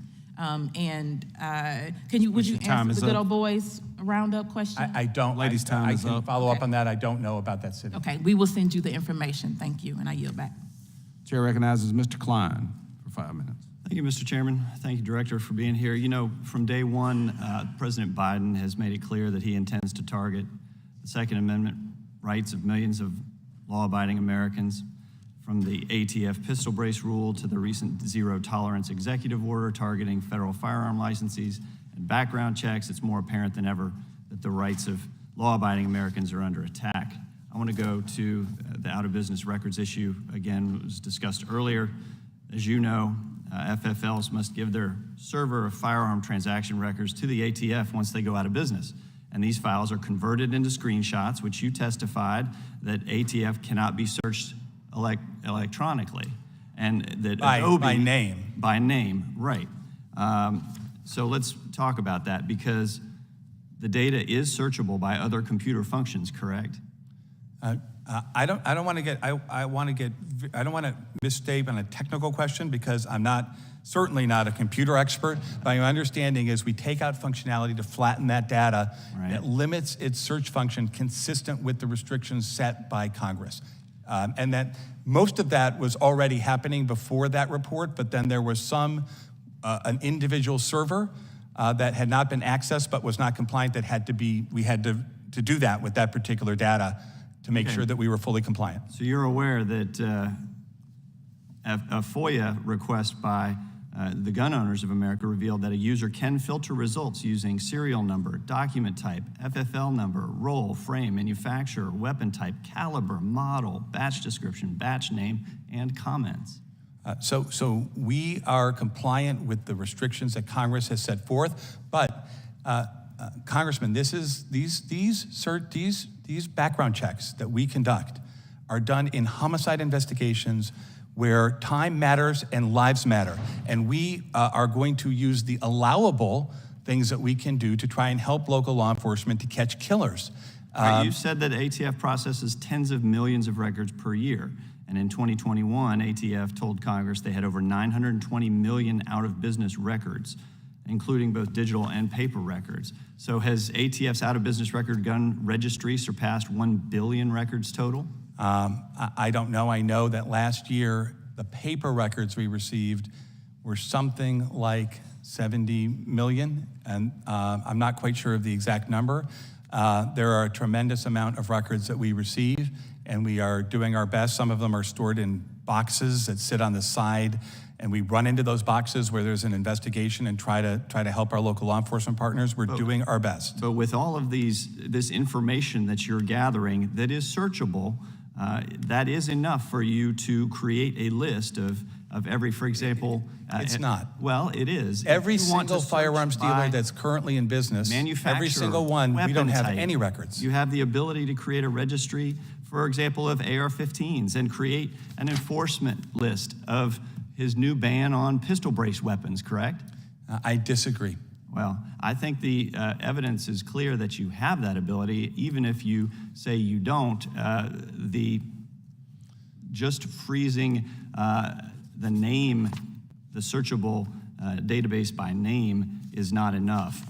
So what we have here is valid concerns that ATF is taking a backdoor approach to creating a federal firearms registry despite congressional intent and the law that says no such registry should be created. So last year we received a response to a letter sent to ATF regarding our concerns surrounding the out-of-business records and a potential gun registry. And in response you said, or the ATF said, the vast majority of the criminal firearms traces completed by ATF NTC are done for state and local law enforcement agencies, as you just said, across the country pursuant to active law enforcement investigations. And the NTC only traces crime guns, and every trace must be identified as such by the requester by selecting an appropriate crime code when submitting the trace request. But it further states that the NTC has no ability to determine the successful prosecution of hundreds of thousands of crime gun traces it completes annually, nor does it have any way to link a trace for a specific prosecution for a particular year. And last week, you wrote back to a further request that said the NTC cannot determine the number of prosecutions resulted from completing crime gun trace requests. So can you tell me what percentage of local law enforcement agencies use the NTC to trace crimes?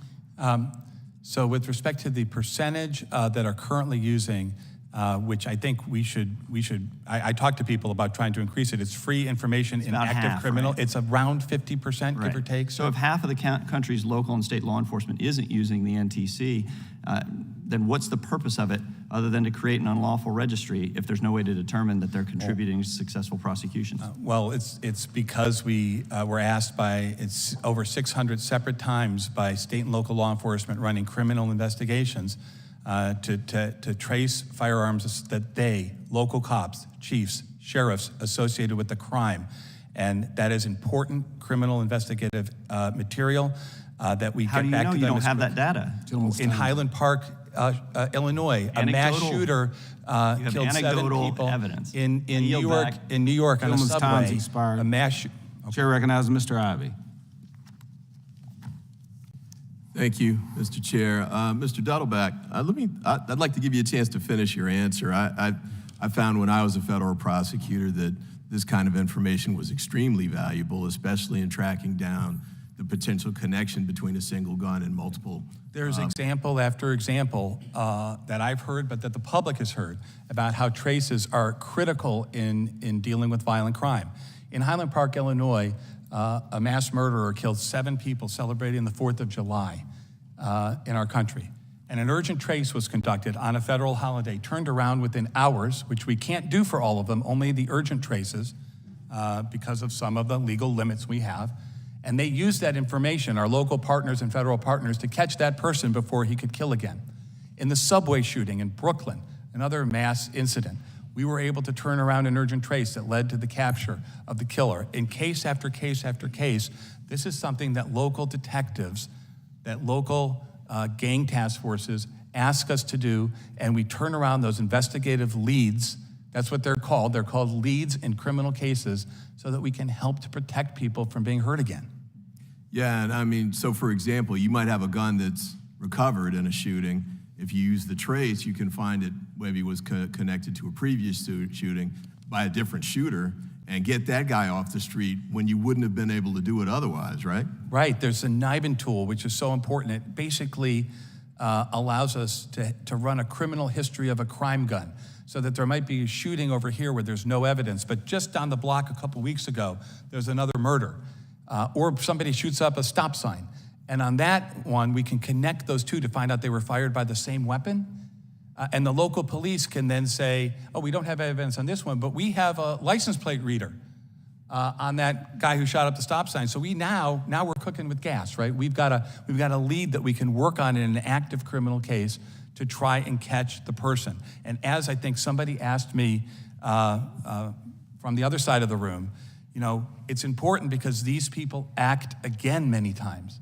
And so by interrupting the shooting cycle, we're both holding somebody accountable who hurt or killed somebody, but we're also stopping them from doing it again. So to go back to some of the previous questions you were just asked about getting violent offenders off the streets, wouldn't this be an extremely valuable tool for doing that? If we want to get people off the streets who've used guns before to actually commit crimes, why wouldn't we want to get as much information as possible to link it to them so we could actually arrest and prosecute them? And while only 50% of the agencies participate, I have found, at least anecdotally, that those with the highest rates of violent crime understand and use the tracing and NIBIN tool very aggressively to try and solve cases. We help our law enforcement partners clear homicides, and killings. 50 is better than 0, so I think it makes sense. And 600,000, of course, is better than, that's how many times they asked us individually to trace crime guns just in 2022.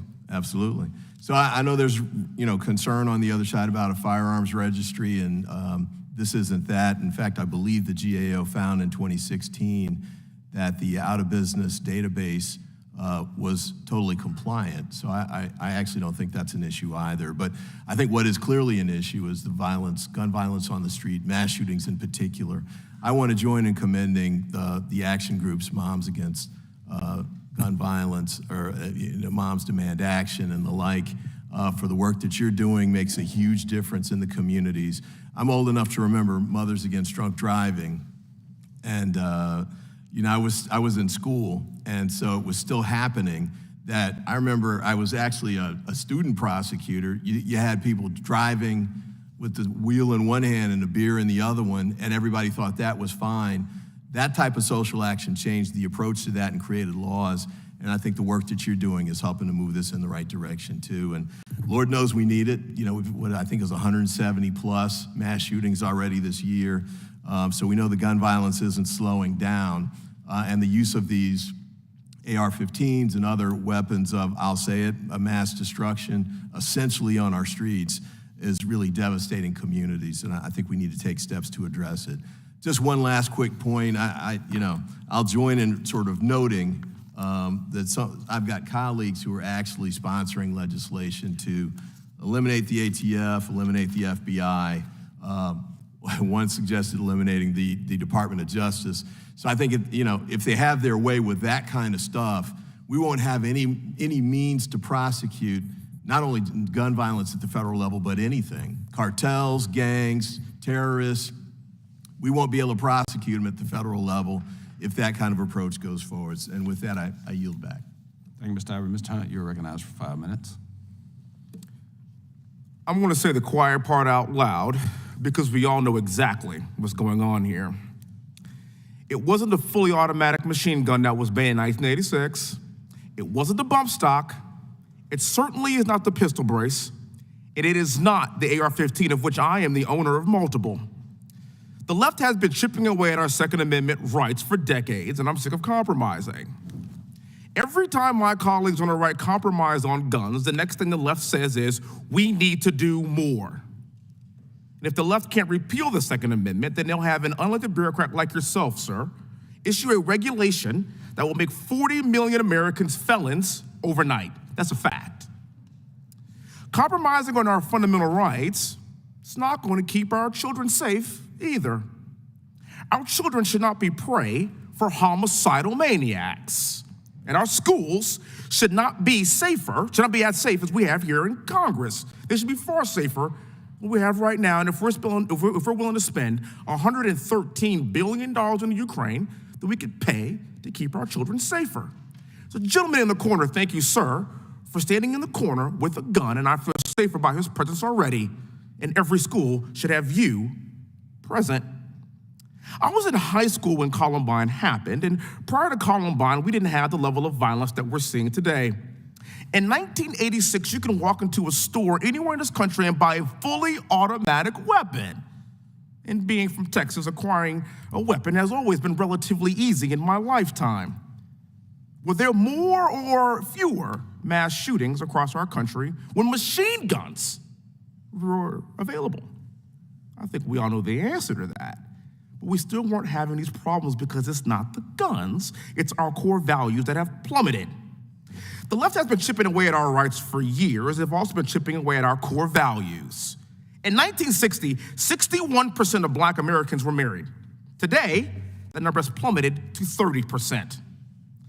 I am a current member of Congress today because I was raised in a two-parent household. We ate dinner together every single night. We prayed before dinner. We attended church every single Sunday. My parents were heavily involved in my education. I said the Pledge of Allegiance every single day proudly, and I know every word to God Bless the USA by Lee Greenwood.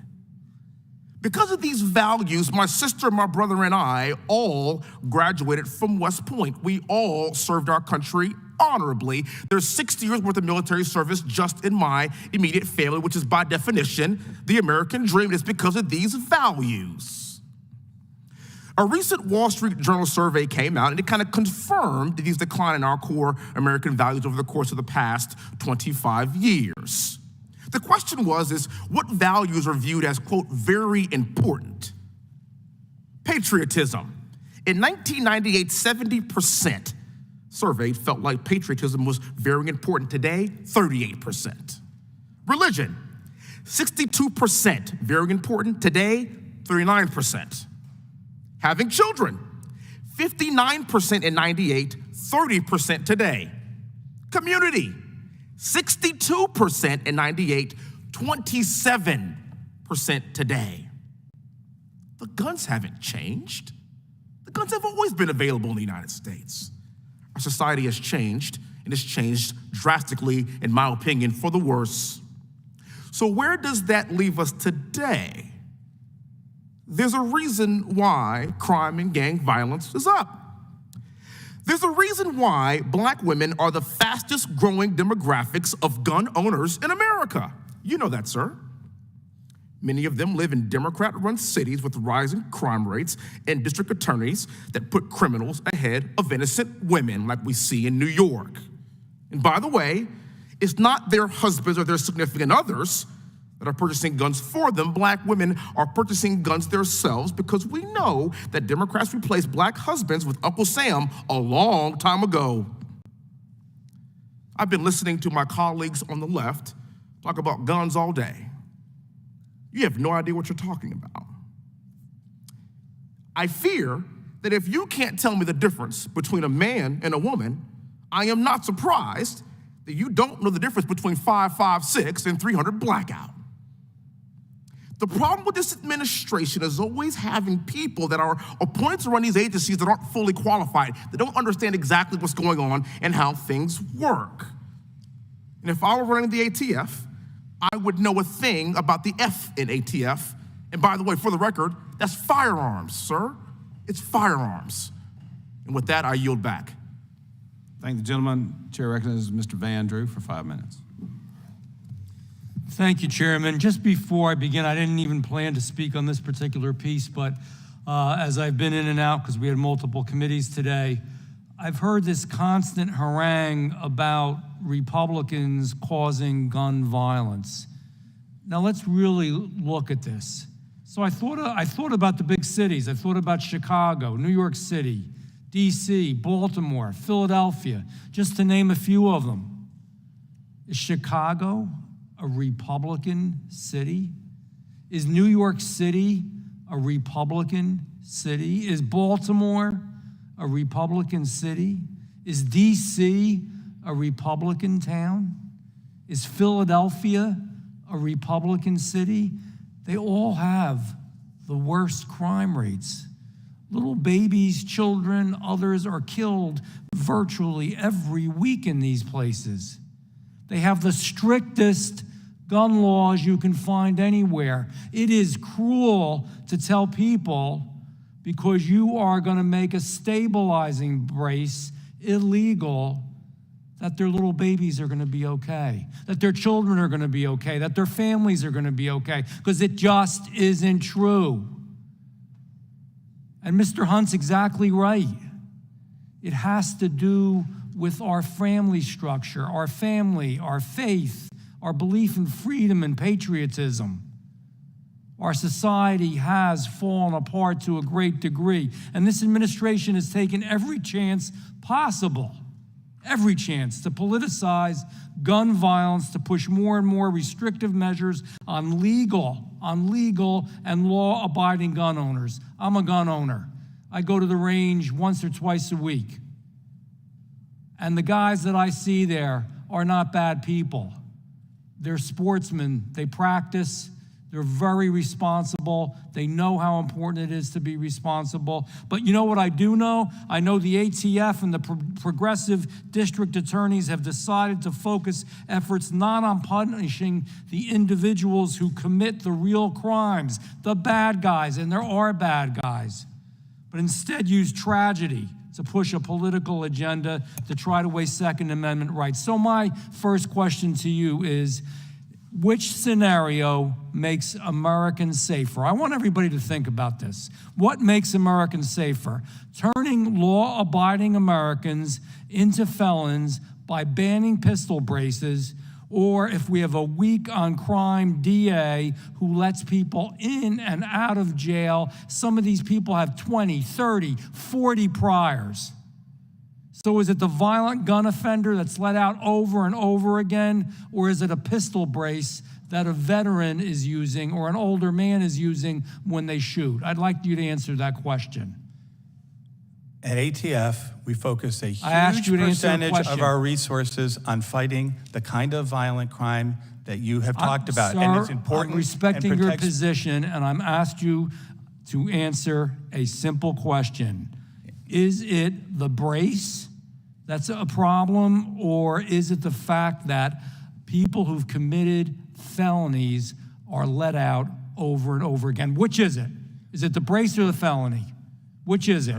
Is it the brace or the felony? Which is it? When we do an Which is it? investigation Is it of the a brace or violent the felony, sir? felon, a gang member, and we discover that gang member with a brick of crack cocaine and a short-barreled rifle, those are both dangerous things. Well, law-abiding citizens should not be targeted. I guess you're agree with saying you a on that, felony. but there are violent people who are using We are these- letting people out more than we ever have in our history. Crime rates are going up in the cities more than we've ever seen because of the new ultra-left philosophy that we have on criminals. It's a fact. I'm not making this stuff up. So it's an upside-down world in which we live in, and we're turning millions of law-abiding Americans into felons because you made a change about a gun brace. And that's not gonna help these ladies. It's cruel to do this to these ladies, and I know some of them may think you're gonna be the heroes, but you're not.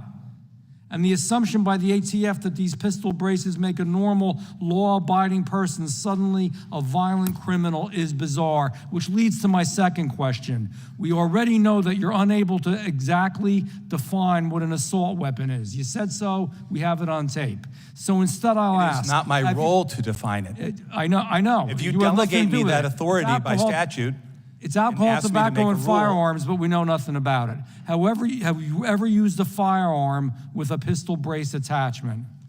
I've used many different types of firearms. Have you?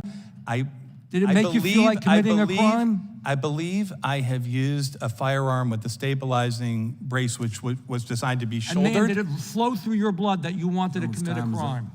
I believe that people yield. possess Gentleman's firearms time's up. and that the firearms aren't things that flow through their bloods. I don't. Chair recognizes Ms. Hageman, Arizona. Thank you, Mr. Chairman. There's been much discussion in this committee about the issue of regulatory abuse, the growing administrative state, and the role ATF plays in this undermining of our representative government. This has been discussed through the pistol brace rule, among others, but I want to make it clear that this is not a new issue and that the ATF and the entirety of the administrative state continues to engage in illegal lawmaking. Director Dettelbach, are you familiar with the case Cargill versus Garland? I do know that case. I believe that's a pending case in the Fifth Circuit. Yes, it's a case that was decided in January of this year, and it relates to challenging ATF's bump stock rule. Now, you have repeatedly stated that the ATF only carries out the laws as passed by Congress, but that isn't true. The Fifth Circuit Court of Appeals, in fact, ruled against the ATF, and I'm just going to cover a few of the findings that the Fifth Circuit Court of Appeals made. This was initiated by a gun owner in response to the ATF promulgating a regulation to interpret federal law, specifically the National Firearms Act and the Gun Control Act, to define firearm accessories as machine guns, even though Congress had not done so. The regulation was pursued in direct contrast to a position that the ATF held for over a decade, and that's in fact similar to the pistol brace, where the ATF actually issued letters to owners of bump stocks and pistol braces saying that they were legal accessories. Yet the ATF eventually changed their mind, but not because Congress issued any new law. It was a new interpretation on your part. In fact, the court in the Cargill case found that that there had been bills that had been introduced regarding bump stocks, but before they could be considered in earnest, the ATF went forward with this rule, quote, short-circuiting the legislative process.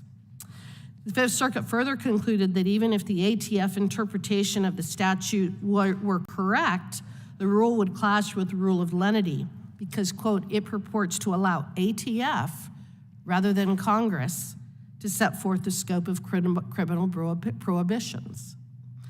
Director Dettelbach, does this situation and the legal questions raised sound familiar to you outside of the scope of the Cargill case? That the rule was promulgated during the prior administration. It is currently in the courts. The circuits are actually split.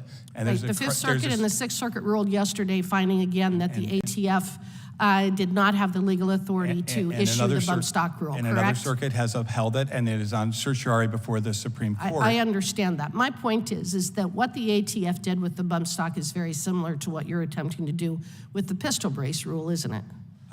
Those are different situations. They You're are both attempting- applications of Congress's. Well, that's not what the court, that's not what the Fifth Circuit found, though, is it? Obviously, this is before the courts. Our The Fifth position has Circuit didn't been find is in that, did they? hundreds of pages of public documents. And neither did the Sixth Circuit. I will tell you, with respect to bump stocks, I fired a bump stock, and I will tell you the notion. It is impossible to simply fire one round. Impossible. So it's a pretty scathing indictment if the ATF's attempt to subvert the lawmaking authority of Congress by misinterpreting statutes so that an unelected bureaucrat can essentially alter the underlying statute and apply new criminal prohibitions. This bump stock fight began in 2018, and many of these rules we are examining here began after the 2020 election. The common denominator is the weaponization of the ATF by unelected bureaucrats who are always pushing to expand their power and the scope of federal gun laws to infringe on the Second Amendment. However, your agenda becomes even more dangerous combined with this administration's anti-gun views, which is pushing to infringe on our Constitution and our natural rights. Director, who elected you to expand and rewrite the scope of federal gun laws? I'm appointed by the president and confirmed by You the haven't Senate. been elected by anyone, is that right? I do not stand. I'm not a politician, and I don't run for office. as Mr. Dettelbach, is your priority as ATF director to catch criminals who violate the law or to change the laws to create new criminals? We use the laws as Congress has passed them to try to protect people from violent crime and catch people who are violating the law, murderers. How is people your who are killing people. regulatory agenda accomplishing that goal? Because when Congress passes a law that Congress determines advances public safety, like the National Firearms Act, the law has to be implemented by somebody. It has to be enforced by somebody. Law enforcement officials, like myself and the brave men and women who work for me, do that. We do that in a variety of different ways. Congress didn't pass a law banning bump stocks, did it? Just answer my question, yes or no. Did Congress pass a law banning bump stocks, Congress yes or no? delegated to ATF rulemaking authority. Congress's actually, the courts held you don't have rulemaking authority. That was the Fifth Circuit decision. And and it's before the courts now, and whatever the decisions of the courts are, we will abide by, of course. Did Congress ban pistol braces? Yes or no? Congress passed the National Firearms Act and said short-barreled rifles were subject to additional regulations. And Chair recognizes Mr. Fry. None of it. Thank you, Mr. Chairman, for having this hearing today. Before I begin, I think it's important to highlight some of the important things that we learned in our prior hearing about the ATF pistol brace rule. Ms. Amy Swearer, a senior legal fellow at the Heritage Foundation, testified that the ATF has long sought to undermine the authority of Congress by interpreting or intentionally misinterpreting the law to give itself more power, as Ms. Hageman so eloquently highlighted. We also know that Mr. Alex Bosco, the founder and inventor of the stabilizing brace, that for over 10 years, the ATF did not classify the use of pistol braces as being against any rule of the agency. But now the ATF has suddenly changed its mind without any law passed by Congress, I might add. Thanks to Chairman Jordan's questioning of Mr. Rob Wilcox, Director of Policy at Everytown for Gun Safety, we also know that gun control advocacy groups have been welcomed into the Biden White House, and the ATF, through a backdoor, has set these rule changes in motion, much of this being facilitated outside the appropriate rule change petition protocols. President Biden's decision to treat pistols with stabilizing braces as short-barreled rifles under the NFA was done without congressional approval, and clearly indicates how gun control lobbies in this administration wish to force their restrictive agendas on Americans. I, along with my colleagues, believe that the ATF has overstepped their bounds, that they are usurping congressional authority with its rulemaking and should leave the business of making laws to Congress. I want to ensure that you, Mr. Dittelbach, understand that. Mr. Dittelbach, in your eyes, who has the power to make laws? We'll go back to the Schoolhouse Rock days. Who has the power to make laws in the United States? Statutes must be passed by Congress of the United States. Excellent. Has Congress explicitly criminalized the use or possession of pistol braces under the Gun Control Act? Congress delegated. They delegated to ATF rulemaking authority. Director, we can do this dance all day long, but has Congress explicitly criminalized the use or possession of pistol braces under the Gun Control Act? Yes or no? Congress created the short-barreled rifle as a category that wasn't banned or criminalized, but we're talking about the Gun additional Control restrictions. Act. But again, have we defined pistol braces under the Act, and have we criminalized the use or possession of them? No. The answer to it is no. The You can't pistol answer brace itself alone is not the subject of Again, any that's not my rulemaking. question. It's the short-barreled Director, rifle that's not my created. Question. My question is, have we done that? The answer is no, because you can't point to it. You can't point to a statute that has that. Has Congress explicitly authorized the regulation of pistol braces under the National Firearms Act? Our positions, which are set forth in legal briefs, say that we believe we are acting within our regulatory authority as delegated by Congress on short-barreled rifles. Correct. So 10 years ago when this came forward, and the ATF sanctioned the creation of and use of pistol braces, those have been outlined pretty extensively. That was an individual product. The way it works is people submit an individual product. Many different products beyond that have been produced and used since that time. In reliance on ATF's guidance, right? You can't have one thing classified and then say you're relying on it and you change the product and say, and that's what was going on. People were saying that things had been approved by ATF that had never even been presented to ATF. Director, how many pistol braces are owned by American citizens? So we don't regulate the brace itself, so I don't know, but the estimates in the rule name a number that is far lower than the number that I hear others saying. What would you say that in your estimates? I would have to look at the rule, but I think it's in the rule. It has an impact estimation, and I don't want to misstate it. I believe it's several million, but I'm not sure. Several million. Okay, so we can at least agree several million, according to the agency. You'd have to check the record on that. We can at least stipulate to that. With implementation of this rule, obviously we've gone through that. You either have to surrender your weapon, you have to disassemble it, you have to destroy it, turn it in, or what happens? You're subject to criminal penalties. Is that correct? So you have to either, by the way, we've waived all taxes on this during the period of time. There's no taxes. You can either disassemble the brace from the weapon. The weapon still works as the way you bought the weapon. But hold on, back up. I'm going to reclaim my time for a second. So the agency for 10 years has allowed this to come into being, has sanctioned the existence of and the implementation of and the furtherance of these pistol braces into the marketplace. And now, with at least several million, as you stipulated to, now they want to clamp down on that. And my problem is I hear the snickering and the sneers from the crowd at some points today, and they might think it's funny, but I'm concerned about average everyday Americans who aren't aware of this rule, who are now going to be turned into felons, subject to up to a $250,000 fine. I think it's ridiculous that we're even here, Director. And I think the mission of the ATF is not in compliance with what you're actually doing with this rule. I yield back. Thank you, Mr. Fry. Chair recognizes himself for 5 minutes. Mr. Director, I want to remind you you're under oath. Can you tell me, are there any other rules coming down the pipe from the ATF that we need to warn the American consumers that they may be made felons? So there is a process for rulemaking that's outlined under the APA, and ATF works through and honors that process. And so we consider matters, and when it comes time, we actually publish a public notice of the intent to issue a rule. That's the way we speak about whether we are seeking to enact a rule. So why now? I mean, the pistol brace has been around for over a decade. Why now? If one reviews the notice of proposed rulemaking, there is a very detailed this is a transparent process. That's the good thing about the APA and notice and comment rulemaking.